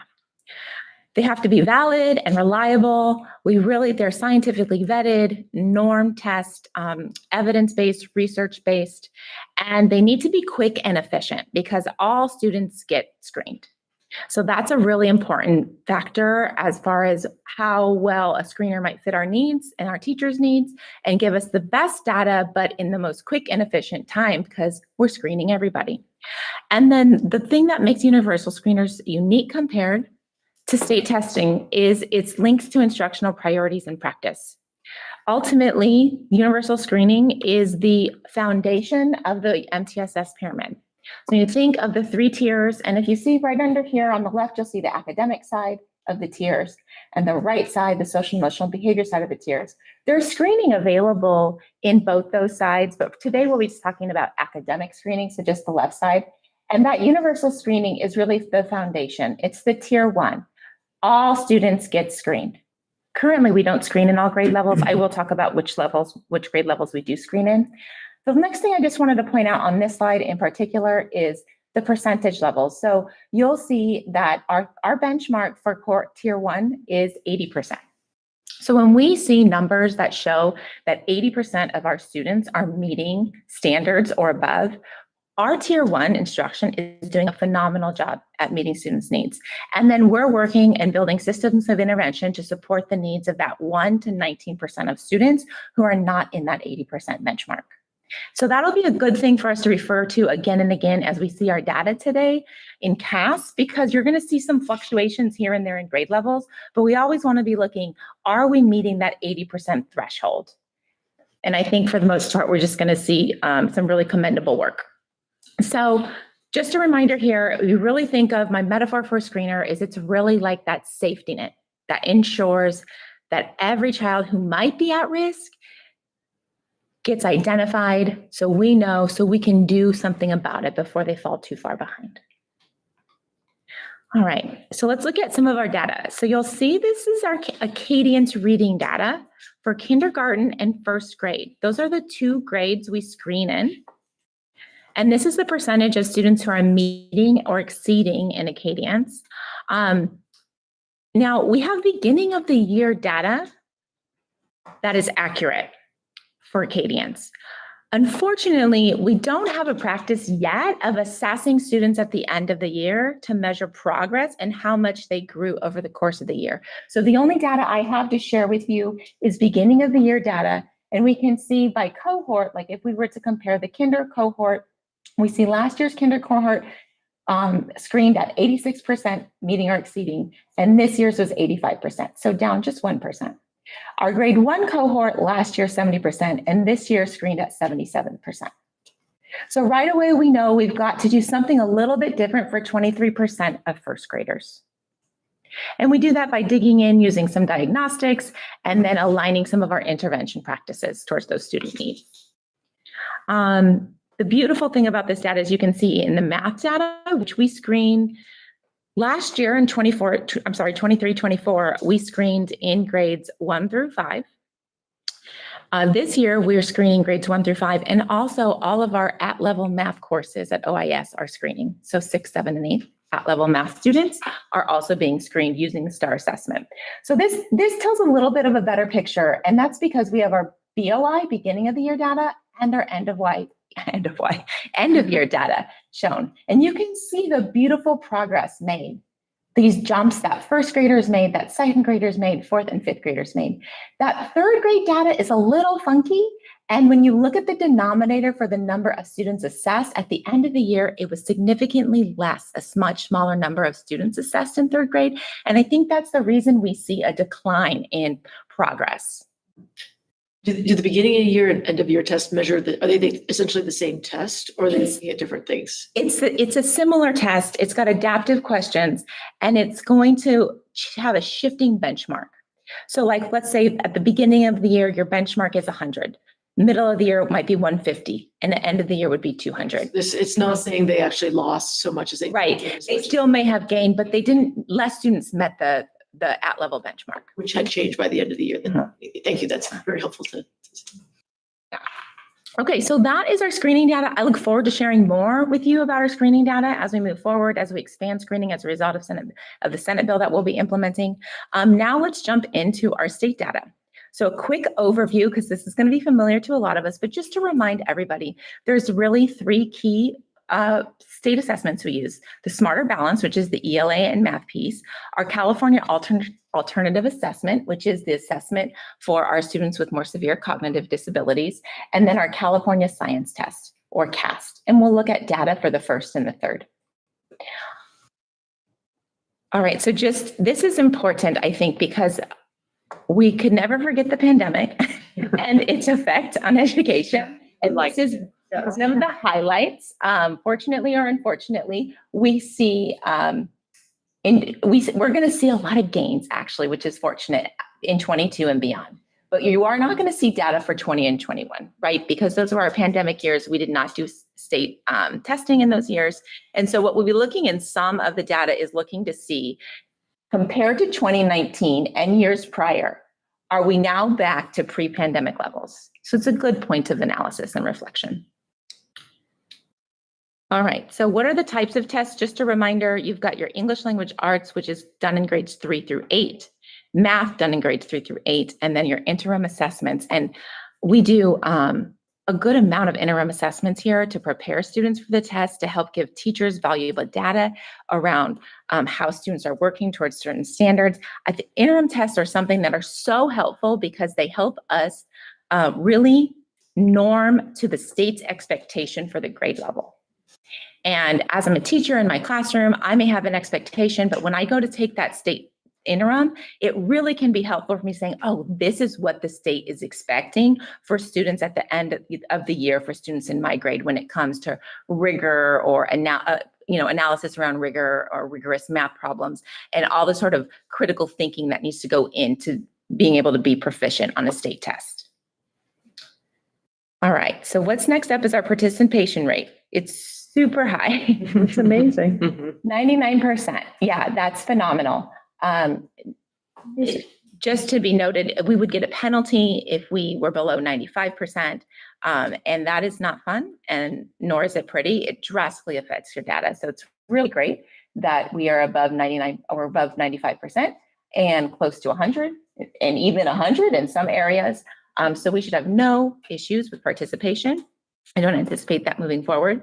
It's notable that that means that it's actually like, these are all of our students taking the test as opposed to a select few. That's right. So it just skews your results. Yeah, it does skew your results. And then when you get the penalty, your results are skewed even further and you can't really see how well your students are doing. So here's our English language arts data overall. All right, this is all grades 3 through 8 who assess. So they remained relatively stable since 2015, and then they're almost up to pre-pandemic levels, which is really commendable. Thinking back to that tier 1 benchmark, we can see that even though we may have dropped 1% last year to this year, when you think about the number, 86% of our students are proficient in ELA, that is really phenomenal. That means our tier 1 instruction is working really well. And our focus really is that intervention for the 14% of students who need it. We're going to jump into some elementary data. This is all fun. This is fun because this is where you get to see the cohort effect. So you'll see grade 3, grade 4, grade 5 here. And I'm sorry, I actually have to look over my, because it's blurry here for me, it's bigger here. But so for 3, 4, and 5, you'll see one bar I like to note is the light green bar in the middle, which was 2022, which is the first year back testing after the pandemic. So we see slight decreases in grades 3 and grade 4. We have grade 5 maintaining at 91%. I mean, whoa. I mean, that is extremely high. And even though we lost a couple percentages in grade 3 and 4, again, we're maintaining that 80% benchmark. We're far surpassed it. Let's take a look at a middle school now. In middle school, this is middle school ELA, so you'll see grade 6, 7, and 8 here. We have fluctuations grade to grade, but overall scores remain high. We see grade 6 maintained the same last year to this year.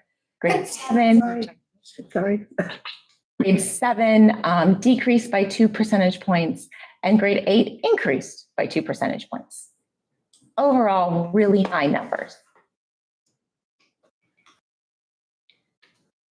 All right, and then this is our cohort. We have 3 cohorts to look at: the class of 2024, the class of 2025, and the class of 2026.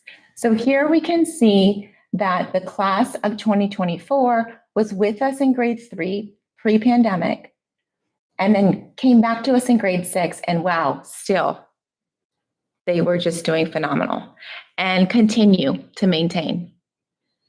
So overall, it's an average loss of just 1 percentage point. And I did some analysis of comparing this cohort to the state's performance for this particular 2024 cohort, and we're doing above the state's universal cohort for 2024. If you look at the 2025 cohort, you'll see steady growth and maintenance. It's really a high level over the 3 years. They did no state testing in grade 3. That was the first year of the pandemic. And of course, they didn't test in grade 2. And then the 2026 cohort, you see a slight decrease, but they still remain high. And overall, for all 3 cohorts, we see a slight decrease in ELA performance from 5th to 6th grade. Why is that? Yeah, I think it has a big, like the content becomes more rigorous. The level of analysis required becomes just a much higher level, 5th to 6th grade. And it's a big transition period. It's one of the things I highlight that we want to probably focus on moving forward is that transition to 5th and 6th grade. I think we see the same thing when it comes to math as well. They do increase then as they go into middle school, but it's just they do. Right, as that just that transition year. 5th to And that's 6th. something we've talked about extensively here. Yeah. Okay, so now we're going to look at some of our subgroup data. So on the right-hand side, I'll call out the subgroup. So this is our race and ethnicity subgroup. So It's really important that we do view data by subgroups because although overall we're meeting that 80% threshold for students universally, when you dig down into some subgroups, you see we're not meeting the 80% threshold. And what that tells us is, you know, our instructional practice for some of these groups, for example, our Latino students and our Black African American students who decreased by 11 percentage points, 23 to 24, our tier 1 instruction needs to be adjusted to better meet their needs. We've got that variability among Hispanic students. And then we do really need to work on closing the gap between our Black African American students and our other racial ethnic groups.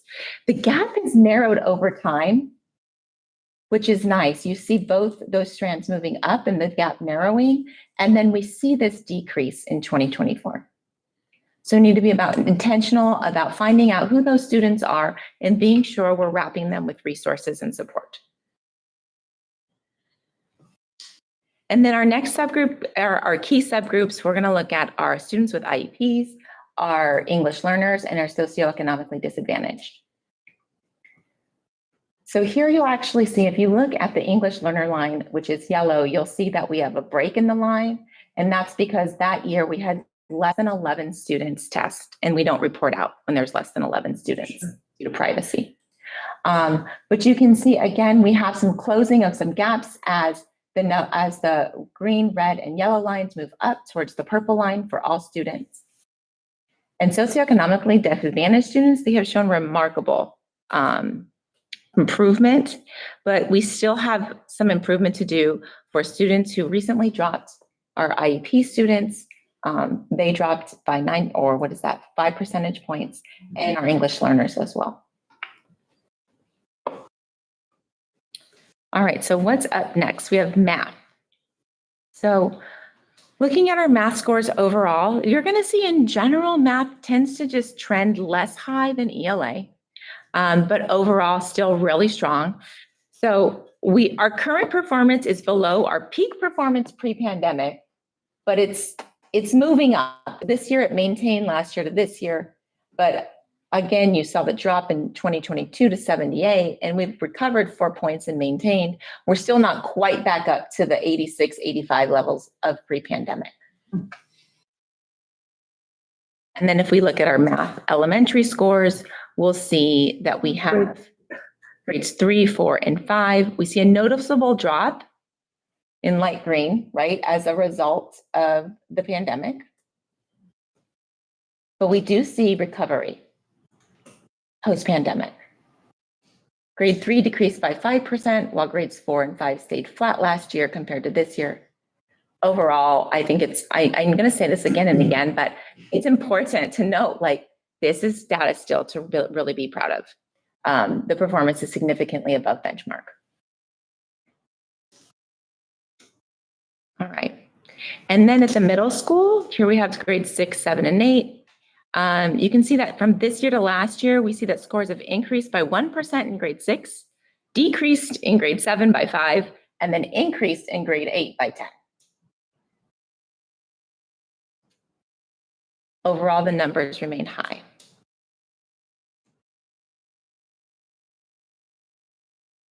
And then let's look at the cohorts for math. So the 2024 cohort in math, you'll see they are declined post-pandemic, but growing. They dropped in grade 7, increased in grade 8. That's a really strong increase too. It's the highest in the region at all comparable districts. And then class of 2025, again, you see steady growth and maintenance. I don't want to go too fast, but everybody good? It's a lot of data to digest. All right, and then we have our 2026 cohort. The class of 2026 has maintained consistent levels post-pandemic. Again, there you'll see the drop, the decline, 5th to 6th grade, which is common before they start to go back up. All right, and then looking at our math data by subgroups. So that first subgroups we're going to take a look at is our race and ethnicity subgroups. You'll see that We had recovery in 2023 and stability now in 2024, because while 2022 was challenging post-pandemic, most groups have showed a recovery in 2023, with notable improvement for our Black African American students who moved up. But some groups still need our special attention and support to increase to that 80% benchmark. So again, we know we need to do more in our systems of intervention to support students and get those numbers really up to 80% or higher. Yeah. It's interesting to find out what was the cause of this decline. It's something that we can investigate. I know we've already started talking about it at the administrative level, because it was something we did see some good growth, and then this drop. So it's definitely something we want to look into. And then for our subgroups, IEP students, our English learners, and our socioeconomically disadvantaged students. So we've had good recovery, especially for students with IEPs. Math scores have maintained for socioeconomically disadvantaged students, but decreased for students with IEPs and English learners. So some more needs to be met here.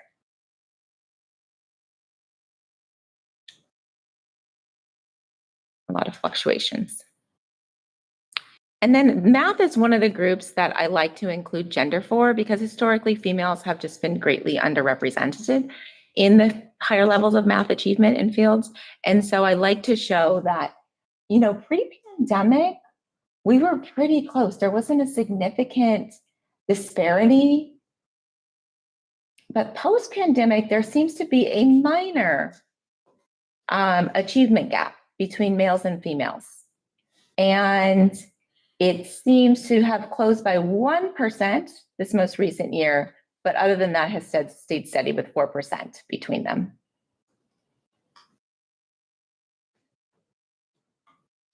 All right. And then California Alternative Assessments, although we don't have data to share with you, I think it's important to note that we serve a diverse group of learners, and we do have students who take this assessment, and scores are provided to students, but we do not share those publicly. And now let's talk about CAS data. So here's our CAS. The very first year of CAS administration was in 2019, and then it was canceled as a result of the pandemic in 2020 and 2021. And then since then, we've had 3 years of CAS administration. It is a computer-based test that that measures students' understanding of science concepts and their ability to solve problems. It addresses students' knowledge in the 3 scientific domains: earth and space science, life science, and physical science. Which is a lot for kiddos, because it's just given in grades 5 and 8. So you'll see our numbers are lower than they are in ELA and math, but that's because these grade levels of assessment, just grade 5 and grade 8, represent the totality of learning in science for multiple grades. So it's always a more challenging type of test for students to succeed in, but overall, really high scores.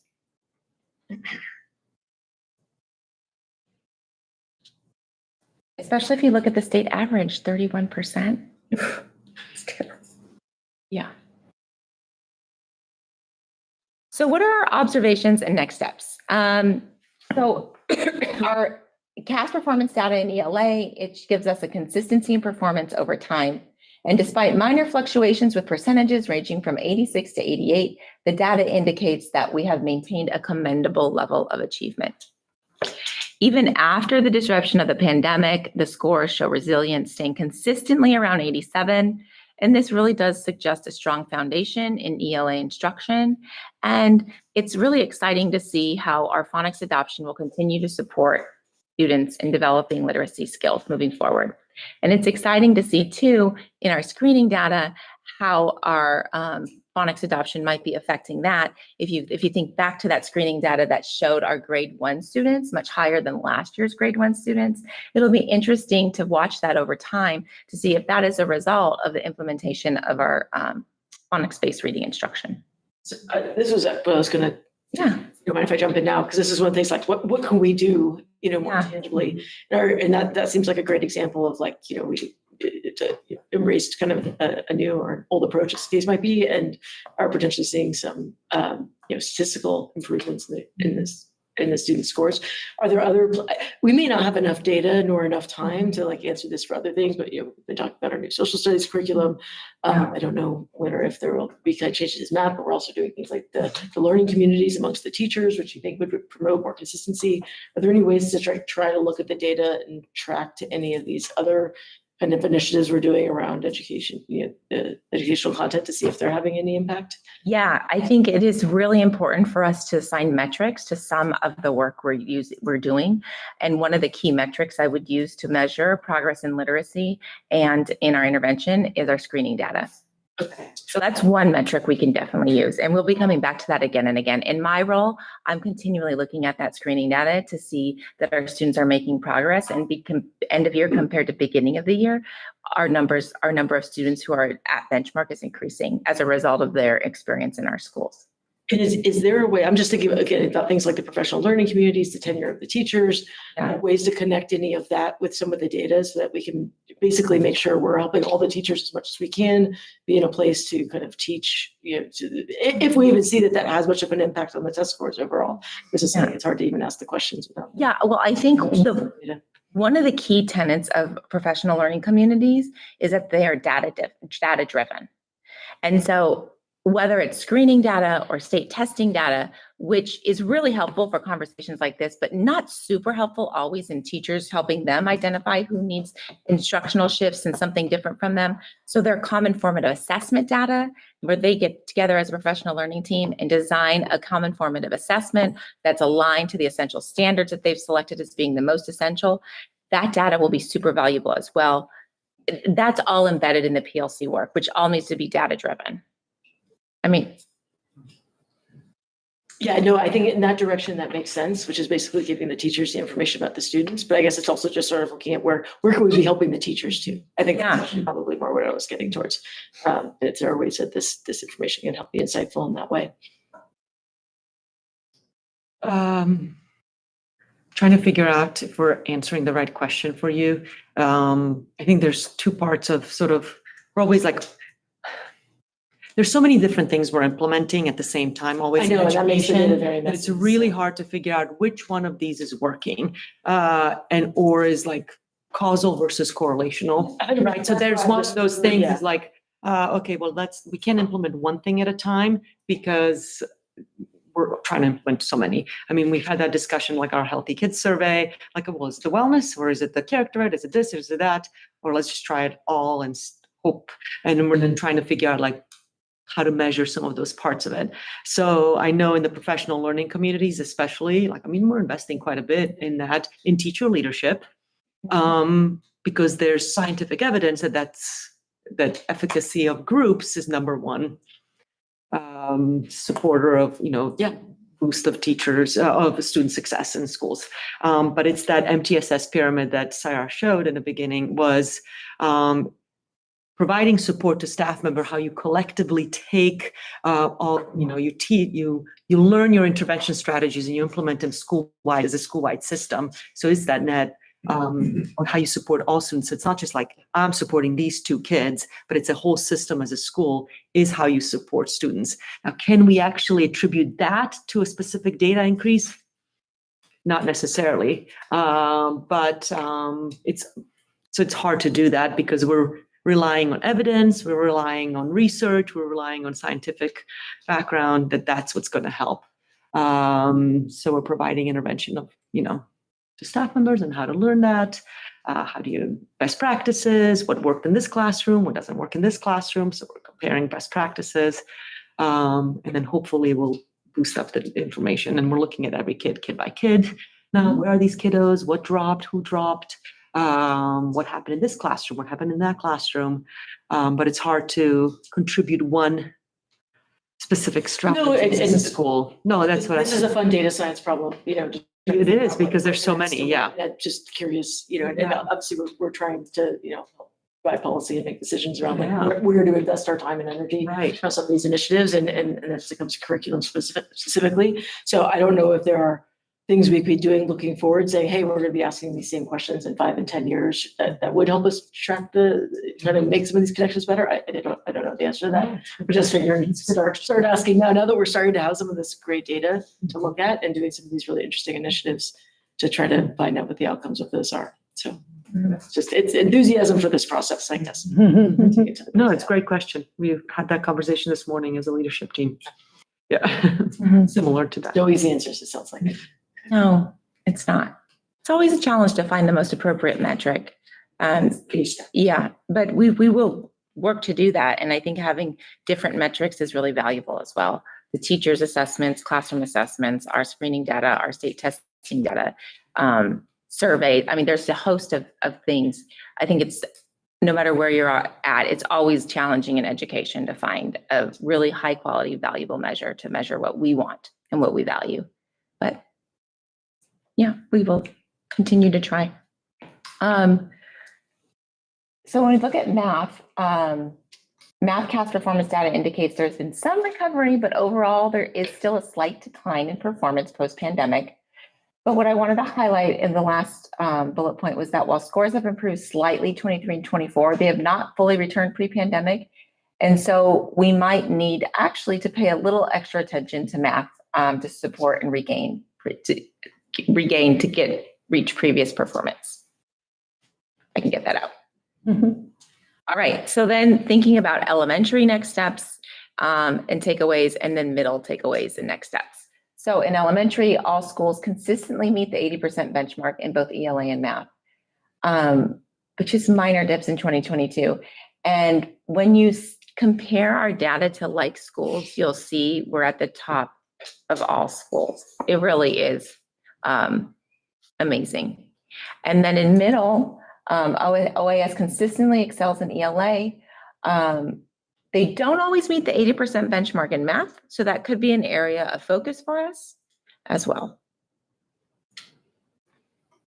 And again, I mentioned here that transition from 5th to 6th grade is something we probably want to pay attention to too. And it also aligns with our work to support, children in that transition from 5th to 6th, and our work at OAS to be sure kids are fully supported with some maybe potentially executive functioning, how to study, those sorts of things. It would align there because we are seeing that dip. Do we have any kind of data sharing with the high school? I'm thinking about the conversation. I was just about to ask that as well, actually. Do we exchange the data with them or share? Yeah, sit down with them and kind of see, where these students have, how they're performing. Is there a big 8th to 9th drop, or is it just? They do it in 11th grade. They don't take CASP score in the 9th grade. They don't do it until 11th. So it's really hard to follow the cohort, and they branch all over the place. And it's really the 11th grade scores depend on, are you in the advanced? Are you in calculus? Or are you in geometry? So it just starts branching. So it's hard to follow the cohort itself. But we compare other data. So they'll benchmark, so Mirmani specifically, or actually all the high schools, they'll do their common assessments at the start of the year, and they share that data. So now we started sharing our grade data. So we're having quite a bit of noticings there of what's happening with students that are getting really high grades and not so high grades or assessment grades in the 9th grade. So what's happening there? So Sarah and I have actually started meeting with their administration, and now are having meetings with OIS team. And that's the big focus, is that transition year and what happens there. So is there a particular focus on math though, as part of that? I mean, just seeing some of these trends here. Yeah, math's always been a big conversation. Those departments actually meet quite a bit. They talk more about kind of curriculum preparedness versus necessarily the grades. Right. But I think that's now we're shifting more because the teachers have been meeting more, and now it's like, okay, well, we need to talk a little bit more about the actual assessments and how many students are actually getting accelerated versus who's not ready.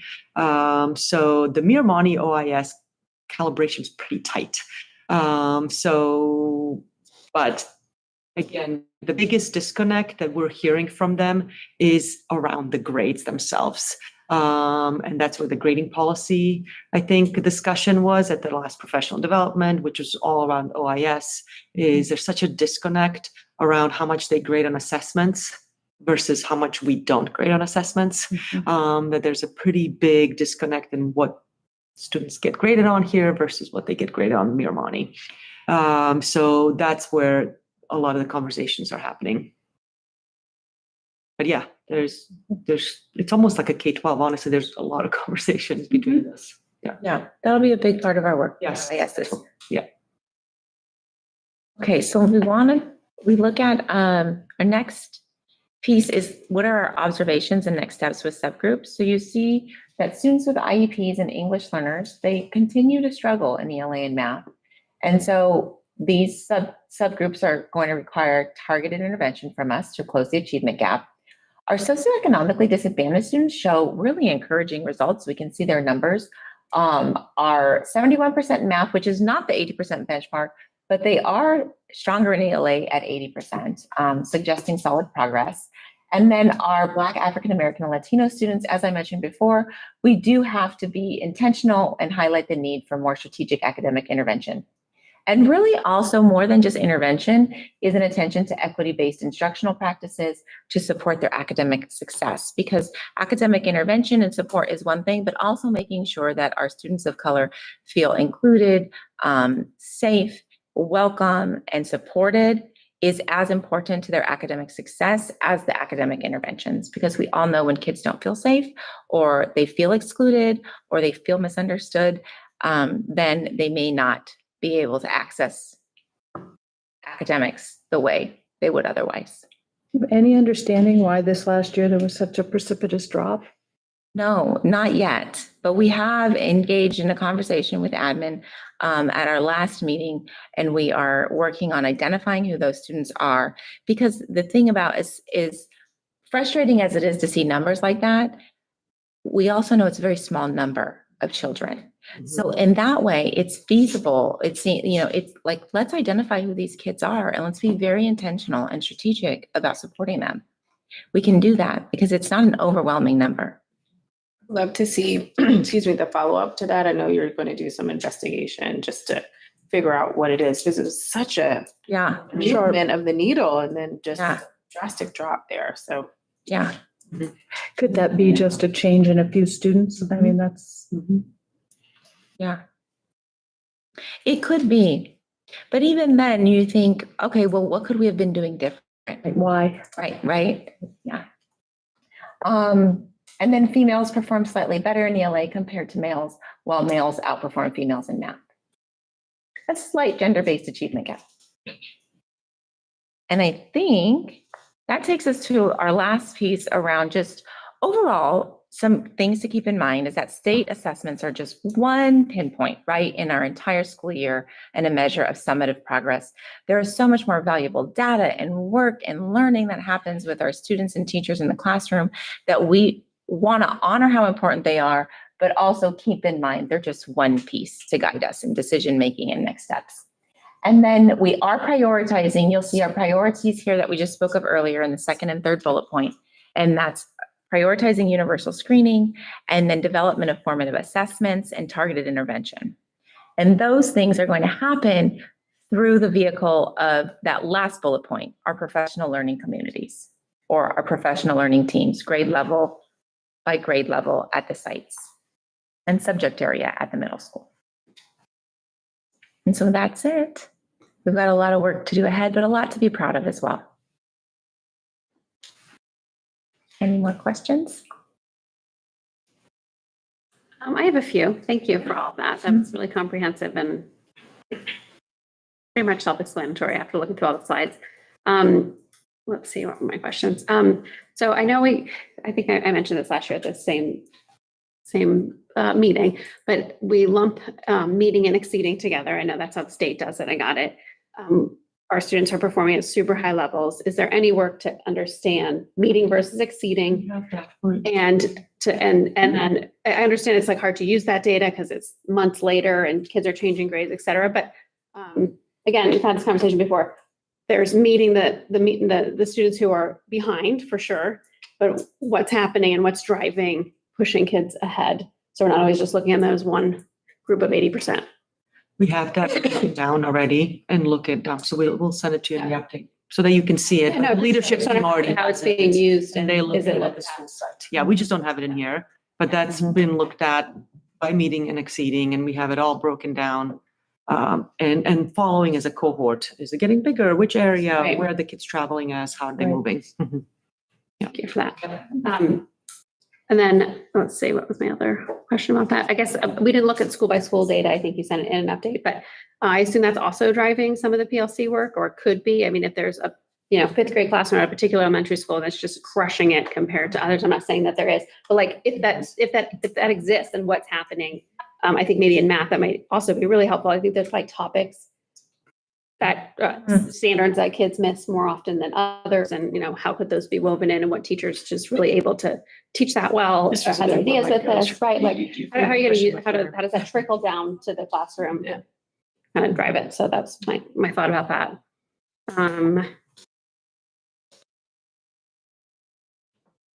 And the science one, you didn't separate it out, but were there big differences in achievement between the fifth grade and the eighth grade? I think last year we looked at it separately, and that was a focus. Like, again, I understand it's like 1 year and all of a sudden they get science and all of a sudden they get tested on it. But that was lumped together. So I was curious if there was a difference in those numbers. Yeah, I'd have to look that up for you. I can see Aida's already on it. Okay, just one more. When it Okay. comes to the screeners, which I love that they're being implemented and used. I think it's harder to use screeners at middle school level. They're moving around from different classes, et cetera. Is that in play? That's something that's being done, or is that just doesn't have the same value as the elementary level? So it definitely has the same value. It's definitely more complicated and difficult to implement. And the reason why is because as students move into middle school and they're recognized on a screening assessment as being at risk or behind, oftentimes it's not just behind this year's content or like what they just learned last year. You might have a lot of years of being behind. And so because of that, the teacher themselves is not always the most equipped to be able to address that need. So a teacher might find out, oh, I have a student who's a sixth grader and they're reading at a third grade level. And yet they're not, they may not know how to, that student's deficit may be in early literacy, phonics, reading, and that teacher may not even be credentialed in that area. And so at the middle school level, there's a challenge because oftentimes students who are identified at being far below are in that automatically, when we think of the three tiers, they're in that top, those students need support in that tier 3, which is previous year's grade level content. And so that's why you really need a true system at a middle school of helpers, is what I would call them, to support the teachers, where teachers are sharing with students and then dividing and conquering, using the math screening data that they did at the beginning of the year. This year, Ashley Appel, the assistant principal there, she has started identifying the kids that are in need of that extra support, that tier 3 intervention, and working with them through academy. And that academy structure is really one of the best ways to meet. She mentioned it just when we were there last week. Yeah. So that's one way to target it. Ideally, I think you want our teachers, Ashley's leading that, and then teachers are doing the groundwork with her. Mm-hmm. Katie, you had a second question. I just want to help out because Sarah wasn't here last year during this. Oh, yeah. It was the middle question. I'm sorry. We'll send you we'll send you the 5-8 data. There was some science. We'll do that one. We'll send you that one. There was. Yeah, we stopped doing that in our. Mm-hmm. Oh, I'm sorry. It was how do we use it like a fifth grade if there was a fifth grade that rocks it question. Yeah, so our principals do that at the sites. So we stopped kind of presenting site-by-site data a couple of years ago. It's not about competition, it's about best practice sharing. So we started using just a district-wide data, except OIS, they're the only ones, so they get to be highlighted. But our site administrators actually get that data in Illuminate already at the start of the summer. And actually some of them were looking at, they can do a teacher by teacher. So they don't do teacher by teacher comparison, just like we don't do school by school, but they'll highlight, so, hey, Ms. Hoxie, here's your scores, look at your own results. And they do. So they're actually doing this kind of stuff, and they start sharing amongst each other. They're looking at kid by kid, site by, classroom by classroom, and exchanging best practices. There's definitely, many of them are aligned, and there are some discrepancies that are seen that are not cohort dependent, meaning that, what happened in this classroom? And that work is being done at the school site level. So that actually breakdown started last spring, because we got data pretty quick. Yeah, thank you for that. Sorry, I didn't write it down. You answered it. In that same vein, for the deficit that we saw in the two ELA and math, do we have that breakdown? Just wondering by grade level or school site even, I don't know. The drop in 24, from 83% to whatever, 74%, I think it was, or thereabouts, the general scores when they went down.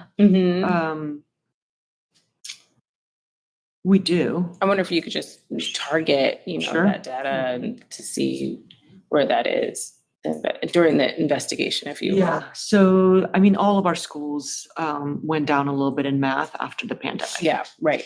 ELA stayed okay because there are resources at home parents were able to support, but math is a little different, especially in lower grades. Upper grades, it was a little harder, which is, I think, math dropped more significantly across everywhere. Everywhere, yeah. But the subgroup data that we're doing, we're literally right now, we're looking subgroup by subgroup. We're first examining our Black African American students, kid by kid, score by score, and our English learners. Those were the first two that we took on. And it's all hands on deck to examine where are the students, what happened year to year. What about our IEP students? That's going to be the next one. So it's literally like homework for next 2 weeks for every administrator, all hands on deck. Are these your kids? Where are they? What happened to them? Come back. What'd you find out? Let's look. Let's examine as a team. Now come back. And then we're going to take on the next group. And that, and then we'll report what we found out. Right. Probably not like, Same with the deficit of boys and girls. We know that happens, right? In middle school, less hand raising, less asking the questions. Just wondering if is that also part of the?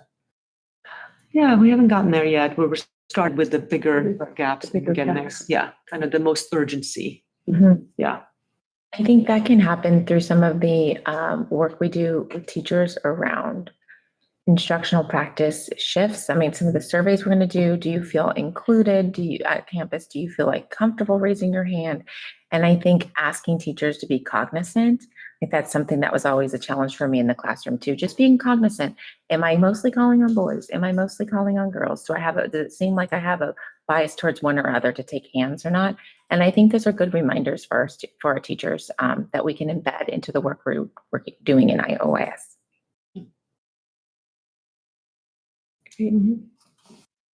There's no more questions from the board. Mr. Shannon?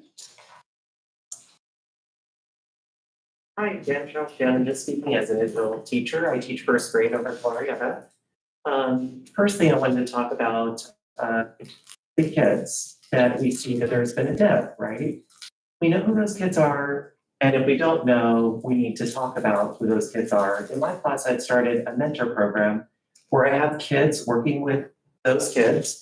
They use KidSpeak. And when I'm busy and I can't get to every kid, I always know that there's a student mentor in the classroom that's right there, hands-on, that can help. I think that is a skill that helps them. So it's not like there's learning loss for them, because to teach it to another student or help them helps them practice skills that are valuable, that are important. And I see that really working in my classroom, because there's kids that can go unnoticed, or you just didn't have the time to get them to them as often as you need to. But then you have other student mentors in the class. We also use this with Big Little Buddies. So sometimes we do an activity, we need more support. And so we have an activity where they come in that guys come in and give the additional support to the little buddies. And it's really fun and engaging for them and exciting. So I think there's mentor opportunities too for us that we can explore. Because there's one teacher in a classroom and many kids, and it's a challenge sometimes. The other thing I want to say in math is, so we've started to re-engage with the Silicon Valley Math Initiative, the SVMI, and I think the thing that I love about it is they have what's called Launch, Explore, Summarize. And with a launch, you want to connect to what they know, and then how can they use it in a real world situation that connects with who they are, so that it's something they really have high engagement, because the problem really connects with something that they want to know, about. But when we're teaching a skill, we have explicit instruction, then we say go practice, and they're doing a lot of it. It's not really engaging the kids in using what they know to figure out something that's challenging, right? At different levels. You have an entry point in SVMI where most kids or all kids will be successful, and then it gets progressively more challenging, like in problems a month. We don't do enough of that. We're teaching discrete skills and then saying, okay, practice. And we see a lot of success, like 80% of our class is successful, but then they're bored, right?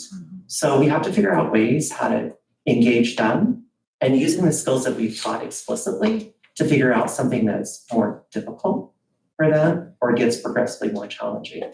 So I think that's an opportunity for us. And also having daily routines where they're practicing these skills like the number talks every day. So we're not just doing it one and done. I taught it, oh, most of you got it. A few of you I have to, continue. But I think we need to have more routines across days, because you don't learn something unless you repeatedly practice it over time. So thank you.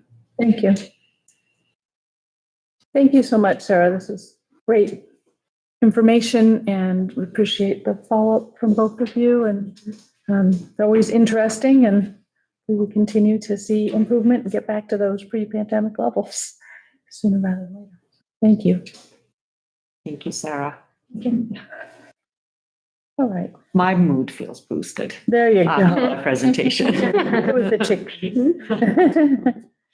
All right. Item C is an update on bullying prevention strategies to go with our resolution we adopted earlier. Yes. So we started doing this last year. So just a quick overview, and what we'll cover is just the defining bullying, because that word does get tossed around, but what that actually means. We'll go quickly through what the effects of bullying are, and just highlight a little bit of our data, and then some prevention and support strategies and some ongoing challenges in the district. So just a very specific what is the definition of bullying? And it is an unwanted hurtful behavior that involves an imbalance of real or perceived power between individuals with the intent to cause harm.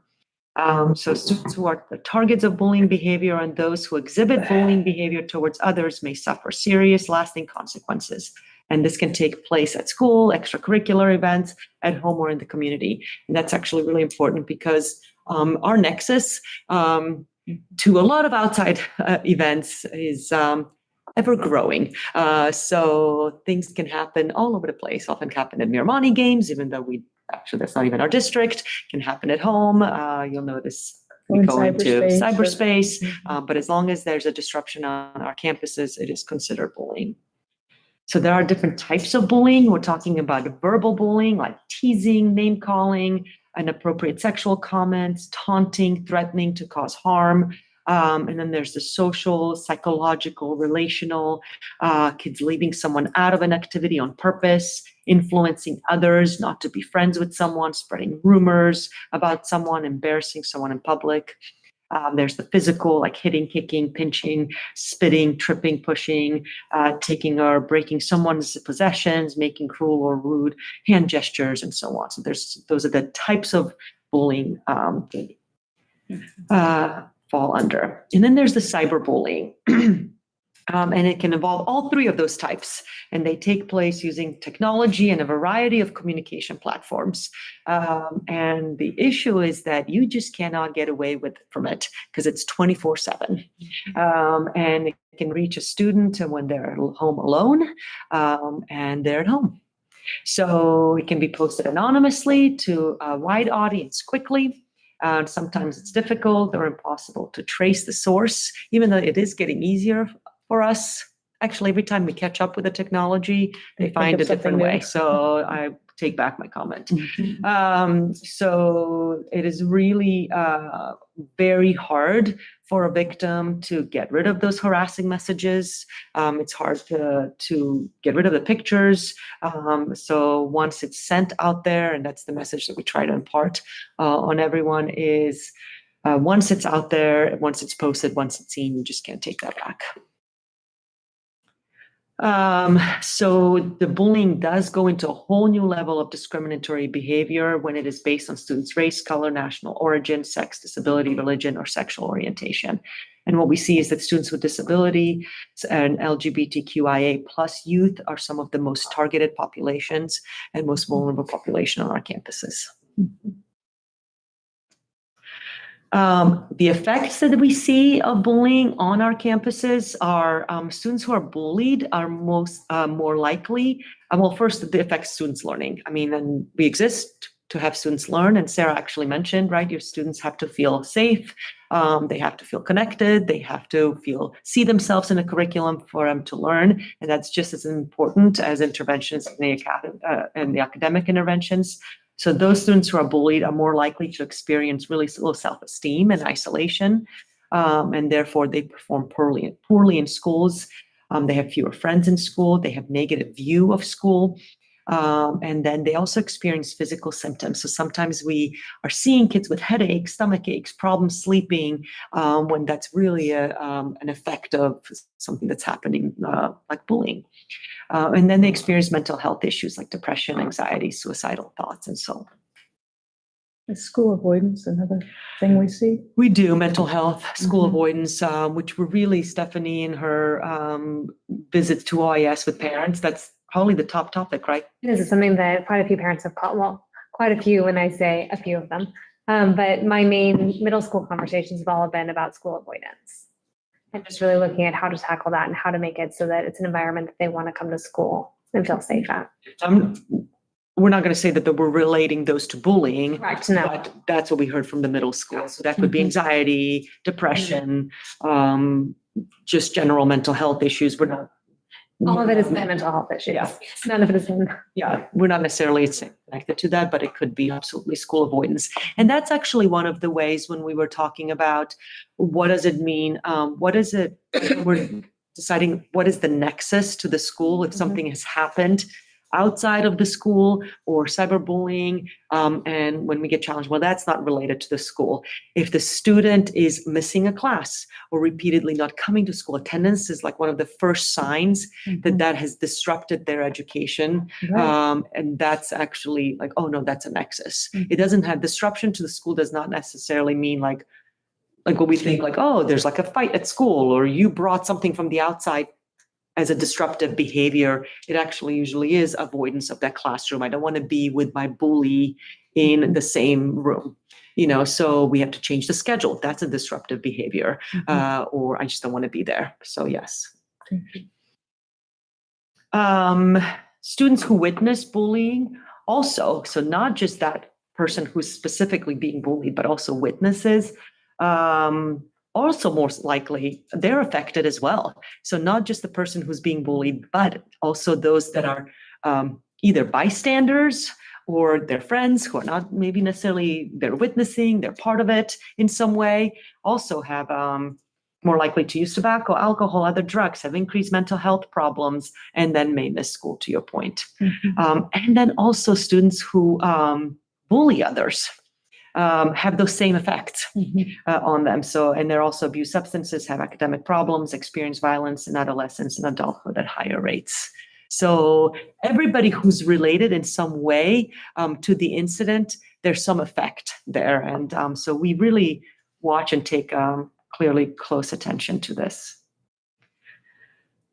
Students who are reporting increased incidents of all types of bullying behaviors. So this is a trend in Orinda and other districts across the country. So we collect data through Healthy Kids surveys, and that is administered annually here, even though it's traditionally administered every other year. We have wanted to collect more regular data.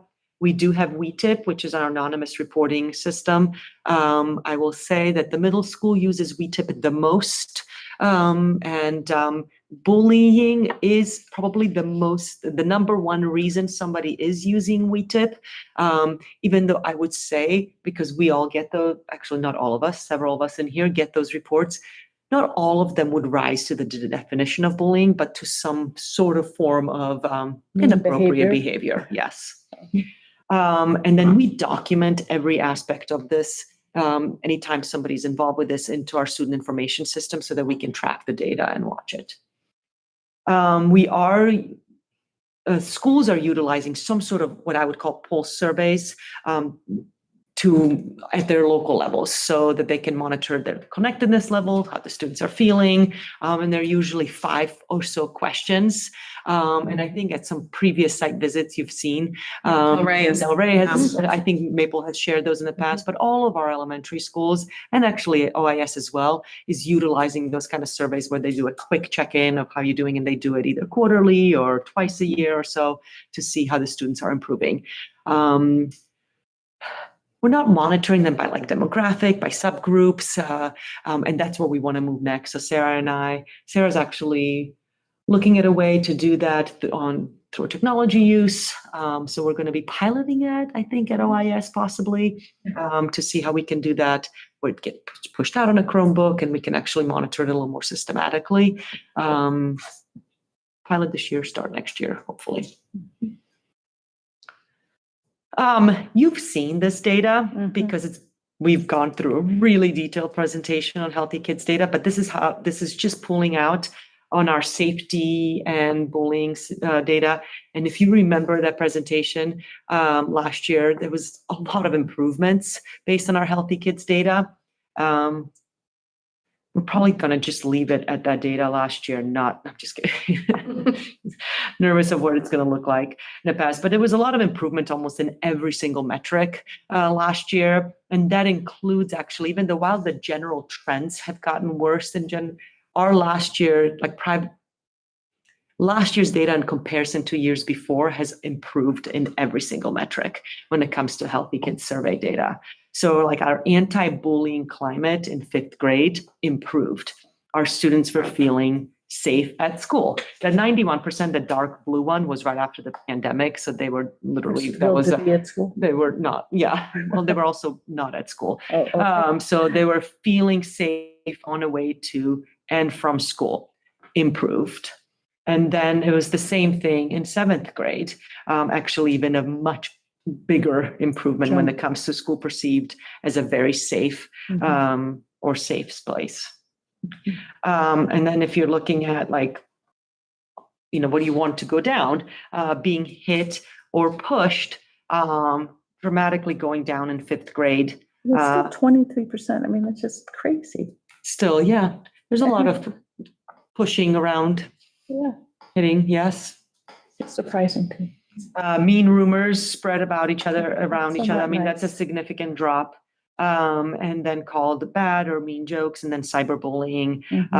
That's the only one down there that we haven't gotten below the 21, 22, but it's still a significant percentage lower. And then also improvement in every metric at the OIS. So improvement on experience, any harassment or bullying, dropping at 7th grade, had mean rumors online, not as much of improvement, but slightly better. Been afraid of being beaten up. The questions are a little different in 5th and 7th grade, yes. Sure. Been in a physical fight, and then cyberbullying, a little bit of an improvement.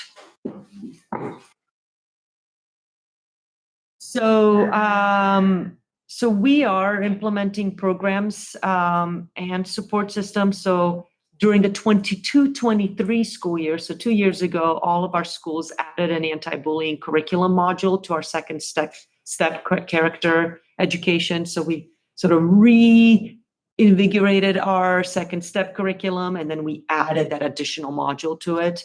so that to be taught in all grades. In middle school, our counseling staff actually develops the bullying prevention curriculum themselves. It's based and sourced out of evidence-based curriculum, but they cater it to our population, and they deliver those lessons in academies. And then during the 23-24 school year, we actually initiated also, Kevin, the cyber safety curriculum based on the common sense education, common sense media education. And then this year made sure that that's actually reinforced in every single grade. And our principals were ensuring that that was occurring, and it's still happening because we're not done with it. How often is the curriculum being delivered both at OIS and in the elementary schools? The second step and then the, counseling. Gosh, I think the second step is weekly. Depends by grade level, I think, but I'm looking to our teachers over there. There's a series, a couple of units that you work throughout the year. Wouldn't necessarily say week. Oh, the entire second step? In second step, I have 4 units and it's 20 lessons. And there you go.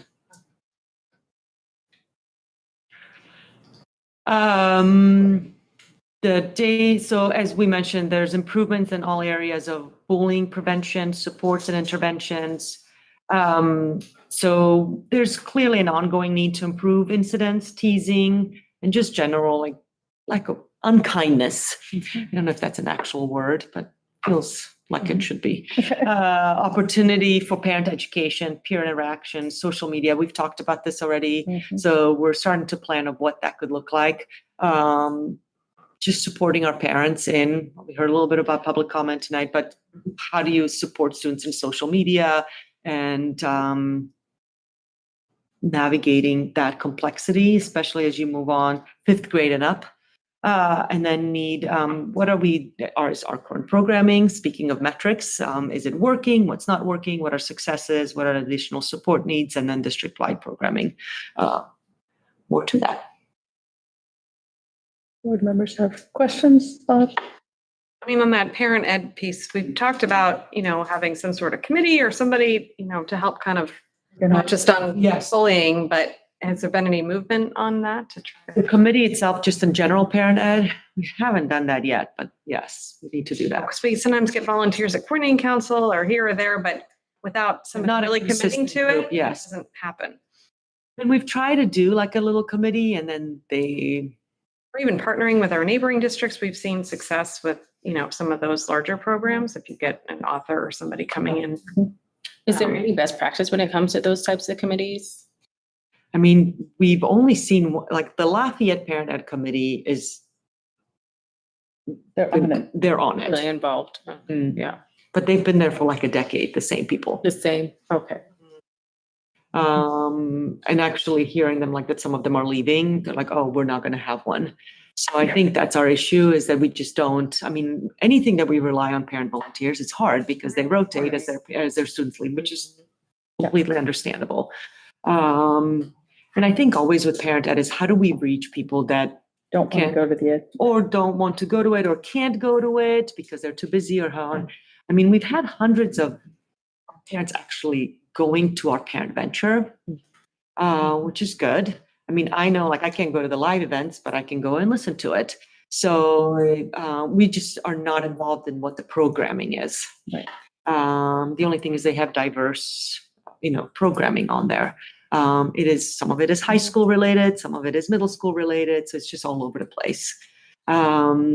We've had some successes in connecting to the Lafayette, but sometimes they're just one and done, right? So it's like one event and then you move on. So can we do some series? But when we've done series, it's just too much on parents. So it's just what is the best way to do it? And how do you reach people? I feel like a topic like this is something that would get high attendance. Absolutely. And that's the one that we're still planning on doing. Absolutely. I feel like it's the more controversial topics sometimes that you get lower attendance or you're not reaching the people that you want to necessarily. But and this is like with very tangible tools right. that we want to disseminate. Yeah. seems like at OIS, they've done a great job of getting more activities during lunch and those times where kids maybe have too much time on their hands. But what are we doing at the elementary schools on the playgrounds? Because I think a lot of stuff happens on the playgrounds. Increasing more of the activities. So there's a pretty big focus on the recess. And I think all of our schools are now trying to actually have somebody who's designated for the recess and working on that right now. So I know there's a little pilot program. Last year we tried like the outsourcing, the Playworks, Sleepy.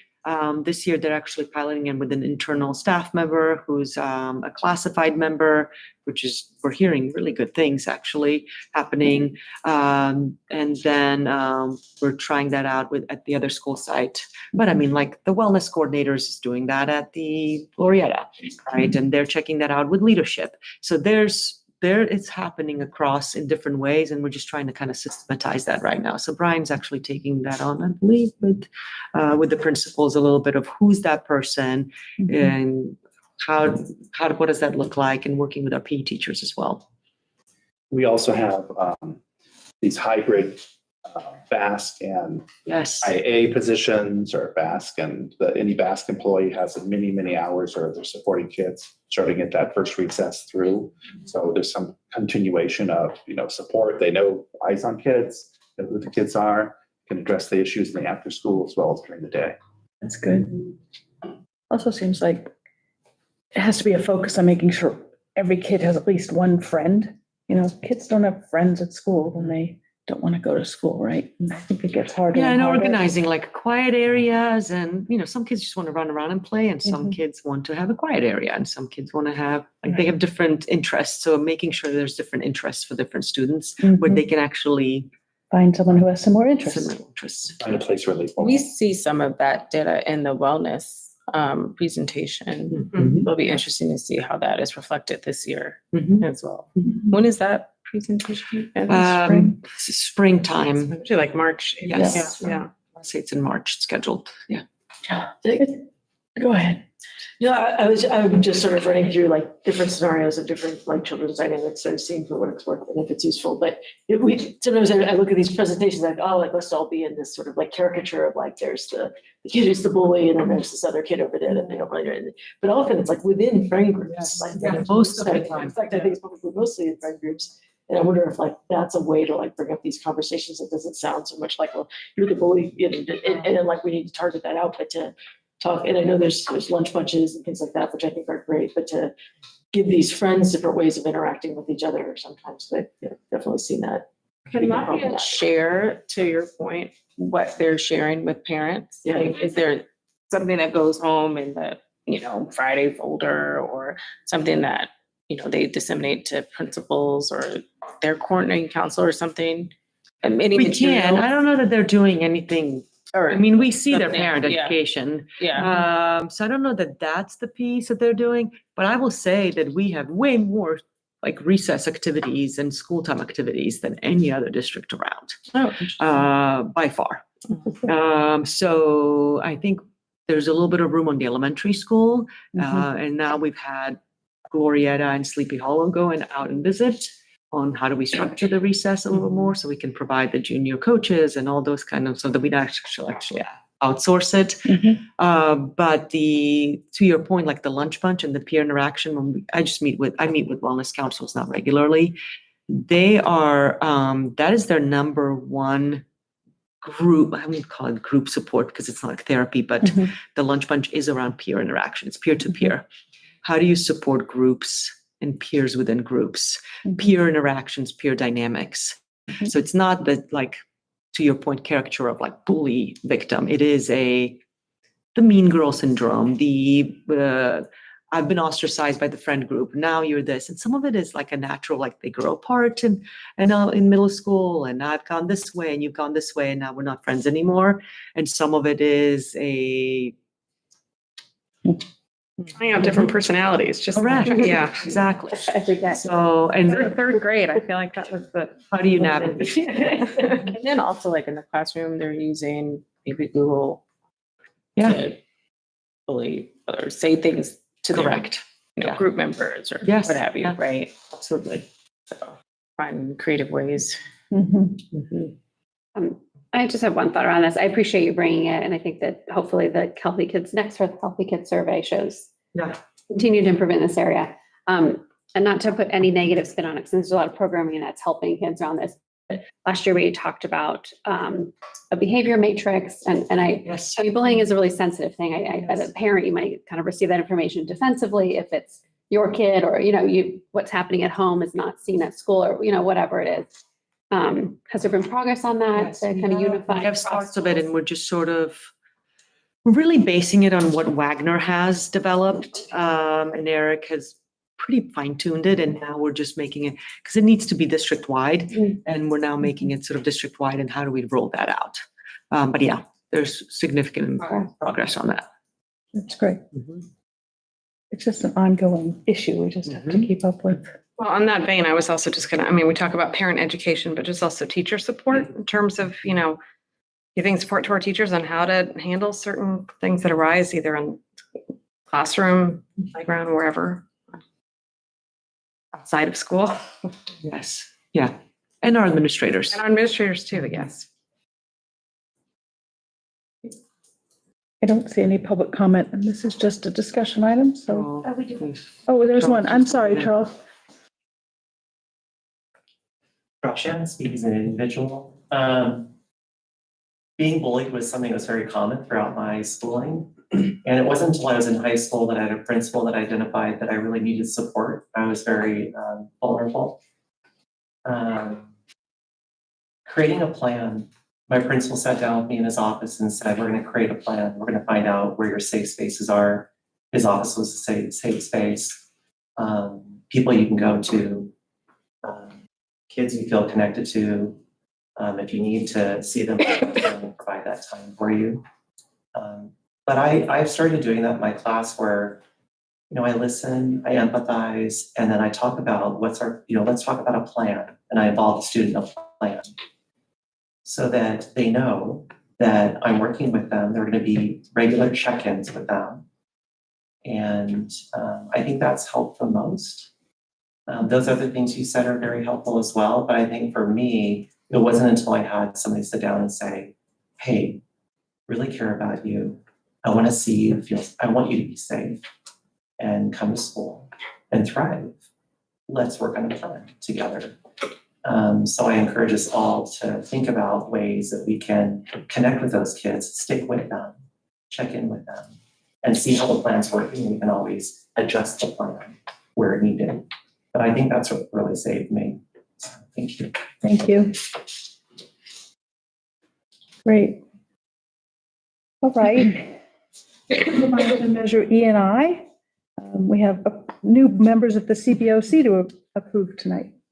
We have not had a full committee in a really long time, and we have tried to advertise over and over and repeatedly, and we finally we had kind of like a rejuvenated application process again, put it out in the newspapers. We did it sort of almost as a brand new, even though it's been open this whole time. So, and got several applicants. Only one for business and then multiple for at large. So, we have recommended they fill out a form. It's really, they were all qualified. One with a conflict of interest, so eliminated, but contacted them and to see if they're still interested. And we're recommending their approval. Great. That's wonderful to have new people on there. It is having new people and having a full committee of 7. It's great. Anyone have any questions? No public comment. Would someone like to make a motion to approve Martin Sanses and Dr. Lita Rashid for the CBOC? This is Eve. I recommend that we approve the 2 new members of the CBOC and the revised CBOC term chart. This is Katie, a second. All in favor? Aye. Any opposed? Wonderful. The motion carries. Thank you. So the change order for the Macmillan Data Communications.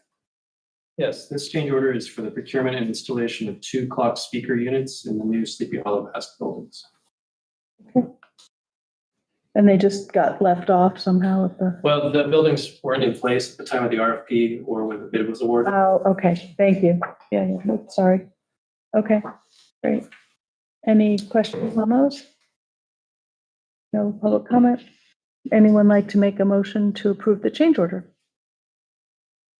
This is Hillary. I move that we approve the Macmillan Data Communications change order in the amount of $15,882. This is Ed, I second. All in favor? Aye. Any opposed? Great. On to C, the change order for Michael G. McKim Company. This is related to the Wagner Ranch Path of Travel project. There are two restrooms that are getting the upgrades. Part of the upgrade is a 36-inch grab bar behind the toilet in each stall. Unfortunately, putting it at the level that it needs to be according to the specs, the mechanism, the flushometer is in the way. And DSA won't let us just keep it. In the past, I've done a bunch of projects where, okay, it's close, go ahead. Not this time. So there's two choices. You try and rework all the plumbing, open up the wall, which gets very expensive, or you have some grab bars altered, custom made. So you get a little 6-inch grab bar over here, the rest of it over there. So that's what this is for. It's for basically 2 grab bars and 2 restrooms. Anyone have any questions? There's no public comment. Would someone like to make a motion to approve the change order? This is Eve. I move that we approve change order number 2 for the Michael G. McKim Company for the, am I looking at the right one? Yep. Yes. For the Wagner Ranch Path of Travel project. So I was thinking of the Perfect. grab bar. I'll second. This is Hillary. All in favor? Aye. Aye. Any opposed? Great, the motion carries. So item D is the additional interior signage for the Student Services Building at OAS. And interior room identification signs were part of the project. Once the space is occupied, there's some shifting and moving to where we need to make the adjustment to the signs. These have to have braille on them as well, so it's not just a little kind of fast signs thing. They have to be custom made. So this is to get approval for that. Great. Anyone have any questions?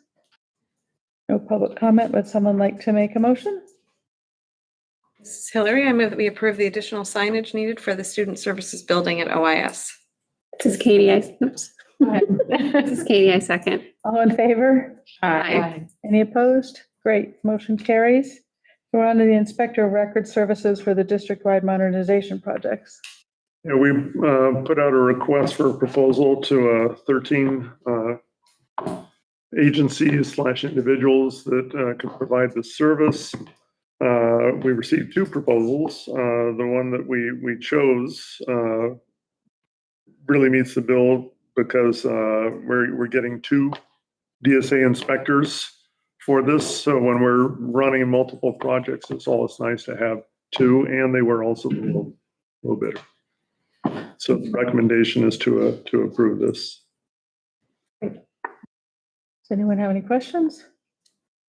No public comments, so would someone like to make a motion? This is Hillary. I move that we approve the proposal from Benchmark Inspections for the Inspector of Record Services for the district-wide modernization projects. This is Katie. I second. All in favor? Aye. Any opposition?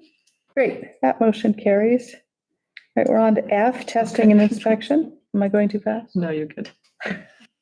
Geotech and water intrusion testing services for the district-wide modernization projects. Yeah, these are similar tests to what we've done with our other projects that are required to get these projects done. We sent a request for proposal out to 10 testing and inspection firms. We received 4, and CTS, Construction Testing Services, was the low bidder, well qualified, and we're recommending them. We recommend that you approve this. Great. Any questions? There's no public comment. Would someone make a motion? This is Katie. I move that we approve the proposal from CTS, Construction Testing Services for testing and inspection, geotech, water intrusion testing services for the district-wide modernization projects. Second, This is all in favor? Aye. Any opposed? I get to choose. All right, and this one's exciting. The final DSA closeout certification of the Student Services Building Project at OIS. This one is exciting. It is exciting. It's the first of more to come. So part of the closeout with DSA is, a lot of forms, getting all the inspection records, things turned in. The last piece of the pie is, they want their money out of it. So it's a whole calculation. In order to get this project closed out, we need to have a check to them by November 15th, I think it is, for $34,530.86. And this will close this project out. We can get it certified and be done. That's great. Yeah. That's great. Does anyone have any questions about this? Other than the cost, it's another mood boost night.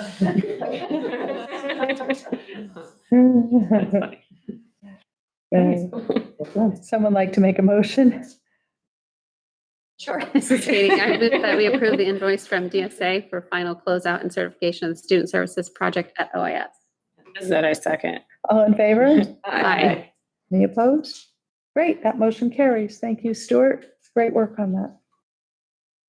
All right, we're on to board policies. Items listed under the board policy section are typically updates and new policies or administrative regulations that have been recommended by the California School Boards Association. These policies are generally acted on, next page, in one motion by the Board of Trustees. There is no discussion or specific policies before the board vote unless a member of the board, staff, or public requests specific items to be discussed and/or removed from the board policy section. It is understood that the administration recommends approval of all board policies as presented. Each item in the board policy section approved by the board shall be deemed to have been considered in full and adopted as recommended. Does anyone have any policies they'd like to pull from the list? There's no public comment. Would someone like to make a motion to approve the board policies? This is Hillary. I move that we approve the board policies. This is Katie. I second. All in favor? Aye. Any opposed? Great, that motion carries. And we're on to communications and announcements. Mr. Shannon. Good evening, everybody. Again, Charles Shannon, Orinda Education Association President. This evening, I really want to highlight our recent Professional Development Day on October 14th that offered our educators invaluable opportunities for learning, collaboration, and professional growth. A special thank you to Sarah Costa Landry and our dedicated presenters, many of whom are our own talented educators, for their contributions to the event.